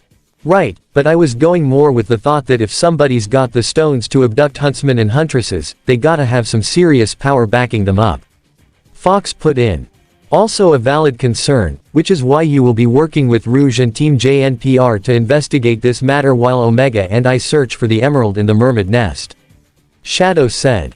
That left Team CFVY, and Cardin, somewhat concerned. You sure that's a good idea? Velvet asked. Because if these mermaids are as strong as you say, we can handle it, Omega assured. We've faced similar and worse odds in the past and have always won. Trust us, kids. These two have a knack for being one-man armies. Rouge said with assurance. Team CFVY and Cardin looked to each other before Coco shrugged in acceptance. Alright, if you say so. But have you talked with JNPR about this? We were about to. Rouge said. But we ran into you guys first, so we decided to let you know what's going on. They should be at the dojo belonging to One Star Sanzong. Omega said. You can join us there if you wish. Alright, lead the way. Coco said as they followed Team Dark out of the alleyway and onto the streets. Yatsuhashi walked closer to his leader. Are you sure you feel it's okay for them to go to that Grim nest alone? We were all at Vale. We saw the golden hero with our own eyes. Coco replied. If the source of that power is indeed those fancy gems and one of them is in there, and the hedgehog right there is just like Golden Boy, then I get a feeling that once they get it, they'll burn that nest like ants under a magnifying glass. Plus, you heard what's going on with these kidnappings. We're better suited to look into that than go charging in head-on into a horde of potentially thousands of Grim. I'm with Coco on this one. Fox agreed. Same here. Velvet nodded. Technically, I'm not part of your team, but even I think it might be a good idea. Even Cardin commented. I know all that. And investigating these abductions would be maybe the safer route, I'm only expressing my concern. Yatsuhashi said. Yeah, I feel the same. Coco commented with a rare serious look on her face. I don't like any of this either. Meanwhile, at Star's dojo, John stood across from Nebula in the middle of the room as the former had been given a wooden sword and a wooden shield, while the latter was given a wooden sword of her own. Their respective teammates stood at the walls behind their leaders as they watched on, Kira looking with concern while Ren looked serious and Nora looked eager, as opposed to Octavie, Du, and Gwen who just smirked condescending with their own leader. John looked his opponent in the eyes with a glare as Nebula smirked. Alright, here are the rules. Star said as she stood in between the combatants. You can use the weapons or your hands if you wish, but no fatal techniques. You will win only when your opponent's aura is broken or if they surrender. Is that clear? Fine with me. John nodded. Sure. Nebula grinned. Then go. Star stepped back as John made the first move, swinging his wooden sword at Nebula, which she blocked with her own before swerving at his feet to strike and knock him to the ground. John's teammates winced at that while Nebula smirked. The girl raised her wooden sword to strike him while he was down, but John brought up his shield to block it before pushing himself back up and rushed with his shield at the front, taking Nebula by surprise as she found herself backing towards the wall. She tried to stand her ground and relentlessly swing her sword at John, but he only blocked with his shield and never struck with his sword, something that caused Star to raise an eyebrow at as she watched. Nebula growled at being forced on defense as she let herself be pushed back to the wall, only to jump up and plant her feet on the wall just above John and vault herself behind John and sweep at his feet again, but John brought his sword back to block Nebula's strike, much to her surprise, which left her open for John to smack his shield in Nebula's face to knock her to the ground. The rest of Team NDGO looked in shock at that while Nora cheered. Nice, John. Kick her ass. You tried that before, won't work on me again. John said as he knocked his wooden sword to his shield challengingly. Nebula seemed like the bully type similar to how Cardin was, striking where they felt would be the weakest point. He had a feeling she'd go for his legs again, which were the least defendable. Kira looked pleasantly surprised at how quickly John adapted. She then remembered all the times she and Tails helped him to train back at Beacon. Even when he struggled, he was capable of learning from his mistakes. And it seemed that was on full display here, causing her to smile. Nebula growled as she picked herself back up. Don't get cocky. She rushed John, this time moving faster than before as she relentlessly swung her wooden sword at him, but John stood his ground with his shield, still not using his sword right away. Nebula chose to take advantage of that as she jumped back and threw her sword at him. This caught John off guard, but he still used his shield to protect himself. This, however, left him open as Nebula rushed to grab his sword arm, extend her leg and pull him around to trip him over and throw him to the ground. The rest of Team NDGO smirked and chuckled at that while Ren looked serious. Seems like Nebula wasn't taking John seriously before, having underestimated him. But now she was fighting very seriously, and rather savagely. In the scuffle that knocked John down, Nebula had also managed to snatch John's wooden sword and had now picked up the one she previously threw, now effectively dual-wielding. She went straight for John, who was on his back, and still held his shield. Having no other options, John used his shield to protect himself from the relentless onslaught of Nebula swinging her wooden swords at him. Oh, what's the matter? Is hiding the best you can do? Nebula taunted as she swung her swords with enough force that it was shaking the shield and even cracking it up a bit. Survival of the fittest. That is the law of Vacuo and we have survived. We're strong. Stronger than any of you outsiders. This is no place for weaklings, so why don't you go back to Vale where it's nice and safe and leave the real work to actual fighters like us. Steeling himself, John used as much strength as he could to push himself up. Holding his shield with both hands, John gave a yell as he shot up with enough force and speed that he slammed his shield into Nebula's face, much to the surprise of everyone watching, with Nora cheering especially loud. This disoriented Nebula enough that John charged with his shield to ram into her and he pushed her into the wall, pinning and knocking the wind out of her. This ended up knocking both wooden swords from her hands before John grabbed her by her shoulder to throw her down to the ground. John then picked up one sword, kicked the other behind him as he rushed the weaponless Nebula. John swung his wooden sword at her, but Nebula caught him by his arm and tried to throw a punch, which John blocked with his shield before smashing it into her face again. Getting an idea of how disoriented she seems to be whenever he strikes her in the face, John repeatedly slammed his shield into her face to further disorient her up to the point where her vision was getting blurry and she can barely register everything around her. Not only that, but he swung with enough force that his wooden shield was really starting to break up, which Star noticed. Not only that, Nebula's aura was starting to flash by the time John had struck her in the face the 10th time with his shield. It got to the point where she was so dizzy that she lost her footing and John decided to finish it right there with a mighty horizontal swing to her jaw to finally break her aura and knock her to the ground. Done. It's over. Star waved her hands. The winner is John. Ah yeah. Way to go, John. Nora leapt at her leader to wrap her arm around his neck and shoulders and gave him a congratulatory noogie. Good work. Ren congratulated him with a smile and a pat on his shoulders. Thanks guys. John smiled before looking at Pyrrha as she walked to him and gave her a simple smile and a nod, which caused him to smile brightly. The rest of NDGO looked in disbelief and anger as they saw their leader struggle to pick herself back up. But none felt that way more than Nebula herself. She lost to this nobody from Vale. She saw his performance in the games. He was a coordinator who stayed in the back, not led from the front. How could she, a warrior of Vacuo, lose? She forced herself up to her knees and looked at John celebrating with his teammates with a vicious glare. Star glanced her direction and saw Nebula reaching into her coat and quickly drew a throwing knife.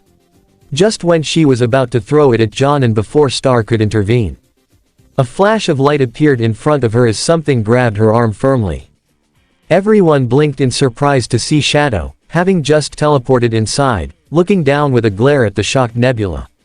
He threw her to the ground, while also swiping the knife from her hand. Nebula could only look up as she saw Shadow clench his hand and shatter the knife with no issue at all. Pathetic. He shook his head before looking to the rest of the shocked team NDGO. Pick her up and leave. Now. A sense of fear filling their bodies, the three girls went to collect their leader as she tried to push them back and stand on her own feet. They walked to the now open front door and blinked in surprise to see Rouge, Omega, Team CFVY, and Cardin waiting outside. Many of them were glaring themselves as they stepped aside and allowed for the bullies to leave. This isn't over, Nebula muttered as she and her team left, not noticing Whisper, still at her spot on the adjacent building's rooftop, glaring at them too. She had seen most of the sparring session via her Wispin scope and was more than a little disappointed at the stunt they just tried to pull. If there was one thing she hated above all else, it was a backstabber. Thank you, Shadow. Pyrrha smiled, to which Shadow nodded. He then turned to John, who looked back at him with curiosity. A small smile graced the black hedgehog's face. Well done. John's eyes widened, having just received a compliment from Shadow. His words implied that he saw the fight, or at least how it finished. Shadow saw John win the fight and congratulated him for it. He smiled back as he received a pat on his shoulder from Nora, whose grin only grew even more with Ren nodding again and Pyrrha smiling at him as well. Star Sanzong, I presume. Shadow looked to the current summer maiden, meeting her for the first time. That's me. Can I help you with something? Rouge and Omega also stepped in as they informed Team JNPR and Star of their current situation while Team CFVY and Cardin waited outside. It took all but 5 minutes to summarize it all and to make sure they understood the situation. You will not be coming with us this time, Shadow said. No arguments. This will be too dangerous for you. I was about to suggest the same thing. Ren agreed with it. If these mermids were strong enough to kill veteran huntsmen, I don't see us standing much of a chance either. Except for maybe Pyrrha, Nora said, which is why you're suggesting her come with you. Her and Star, specifically. Rouge confirmed, to which Pyrrha looked a bit uncomfortable and Star put a supportive hand on her shoulder. I want to make this perfectly clear, this is only a suggestion. I am not ordering you to stay back or come with us. Shadow said to Pyrrha specifically. You are the current Fall Maiden, and as much as we've tried to keep that hidden, it may not stay buried forever. You can stay here with your team and Rouge, help them investigate these abductions and keep the power hidden for a bit longer, but staying also poses the risk of you being targeted also, even if you aren't the Fall Maiden, in which it could lead to a potential reveal there. Or, you join us on this expedition and likely show your powers at your full display, but since you are still new and inexperienced with them, it poses more risks aside from your potential exposure, which is why I would think Star may join us to better help you as well lend her power, but this also leads to exposing her identity as well. Both options pose substantial risks, but risks are inevitable in battle, and our enemies may learn of your identities regardless. Omega said. But ultimately the choice is yours. So, what's it going to be? Rouge asked. Kiro looked to Star and her teammates as she contemplated her options. She can definitely see herself helping everyone in looking into these kidnappings, but she too would be at risk, and they still had no idea who these kidnappers were and what resources they had at their disposal, but if they were able to capture professional huntsmen and avoid being discovered, then they must be very skilled. On the other hand, these Mermaid Grimm would probably be even more dangerous as they were also able to overwhelm pro-huntsmen, but at least she would have Star with her, and in an open assault like this she had more options to escape even if her identity as the current Fall Maiden was exposed. With that, she made her choice. I will join you, Shadow. Pyrrha, are you sure? John asked. As much as he trusted her, he was also very concerned for her well-being. I'm sure, she confirmed. I'm the Fall Maiden, and if I truly have all this power, I may as well use it to help in the best way I can. In this way, I can help us obtain a critical key to defeating Salem and Eggman. Well said, and I'll be joining you too, Maiden Sis. Star said as she patted Pyrrha's shoulder. If these guys are really as powerful as you say, between them and two maidens, we could clear out that nest. Might as well use all the tools you got, right? She looked to Shadow as she said that last part, who nodded in both understanding of Star's reasoning and acceptance of Pyrrha's choice. Okay. John accepted his partner's choice, as did Ren and Nora. Just don't do anything reckless. Promise you'll come back. I promise. Now, you have to promise me that you'll be careful, John. Pyrrha told him. Same for you too, she said to Ren and Nora. We don't know who these people are and they could be very dangerous. We'll be careful, Ren assured. Yeah, these guys won't know what hit em, Nora declared. Other than Magnild, of course. John looked to Pyrrha. I promise I'll be careful. I stay with our friends, and with Team CFVY. This caused Pyrrha to smile as she could tell that John meant it. He wouldn't rush in recklessly to prove himself as he had done during their early days at Beacon. He would take this task very seriously. Don't worry, I'll watch out for them, Rouge assured. You just squish some bugs. It may be best that Whisper stays with us as well, Ren advised. Yep, I'll tell her what the plan is, Nora said. With that, it was all decided what Team Dark JNPR's next step was. Shadow, Pyrrha, Omega, and Star would go to the Mermaid's Nest with the hope of retrieving the Chaos Emerald, all the while John, Ren, Rouge, and Nora would stay behind in Vacuo with Team CFVY, Whisper, and Cardin as they look into all these abductions. They contacted Theodore via his scroll and informed them of their plan, and he agreed to arrange transport and see them off. They all met up at the gates outside Shade Academy as he got them a desert off-road vehicle which was loaded with plenty of supplies, noticeably water and other survival gear, including some extra weapons. Star had put on an orange off-the-shoulder jacket which was tied to her waist by a red belt as she now equipped a staff-like weapon which had some additional features yet to be seen to her back. Wish us luck, she saluted to Theodore. Take this seriously, Star. I already lost one summer maiden in one lifetime. I'd rather not go through that again, he advised. Same for you, Pyrrha, he told her. If it gets too dangerous and you think you can't handle it, you get the hell out of there. Your safety takes top priority. Don't try to be a hero, we lost too many already. I understand, Pyrrha nodded, now fully dressed back in her attire as before as she turned to look at John. She could tell right away that he agreed with Theodore and was beyond worried for her, which she truly appreciated. She smiled as she went up to hug him. I'll be back, John. I promise. John hugged her back. I know you will. Be safe, and give the hell. Pyrrha chuckled as she pulled away and gave John a kiss on the cheek, causing him to blush as most of their friends all gave chuckles and whistles. Are you ready? Shadow asked as he sat in the driver's seat of the vehicle. As I'll ever be. Pyrrha nodded as she got in the passenger seat while Star sat in the back along with Omega. It'll be about a day's journey, Theodore told them. My advice, strike at night.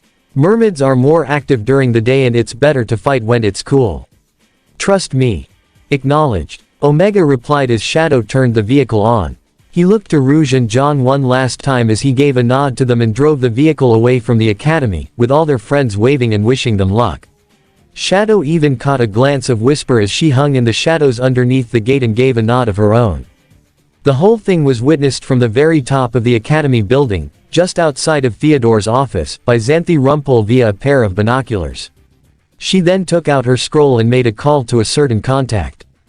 Yes, they're moving out, Rumpole revealed. The Black Hedgehog and the robot are taking Nikos and Sanzong to the refinery where the mermaids are. One of those gemstones they're looking for is there. Understood. Rosa Schwein said from the other end of the call. I'll contact Carmen and Bertilik, they'll inform Eggman. One more thing, Theodore is already getting suspicious of your activities here, at least 2 of the aliens are staying behind with the Veil students to investigate the matter. Rumpole informed. Well, that certainly makes things interesting. I look forward to seeing what they can do. They could make potential crownsmen for our leaders. Rosa replied. Keep up appearances and the good work, Xanthi. I will, for the crown and Vacuo. Xanthi declared. For the crown and Vacuo. Rosa repeated before hanging up. And this is the end of part 21 of this What If. I hope you guys like it. Don't really leave a comment down below and subscribe to the channel.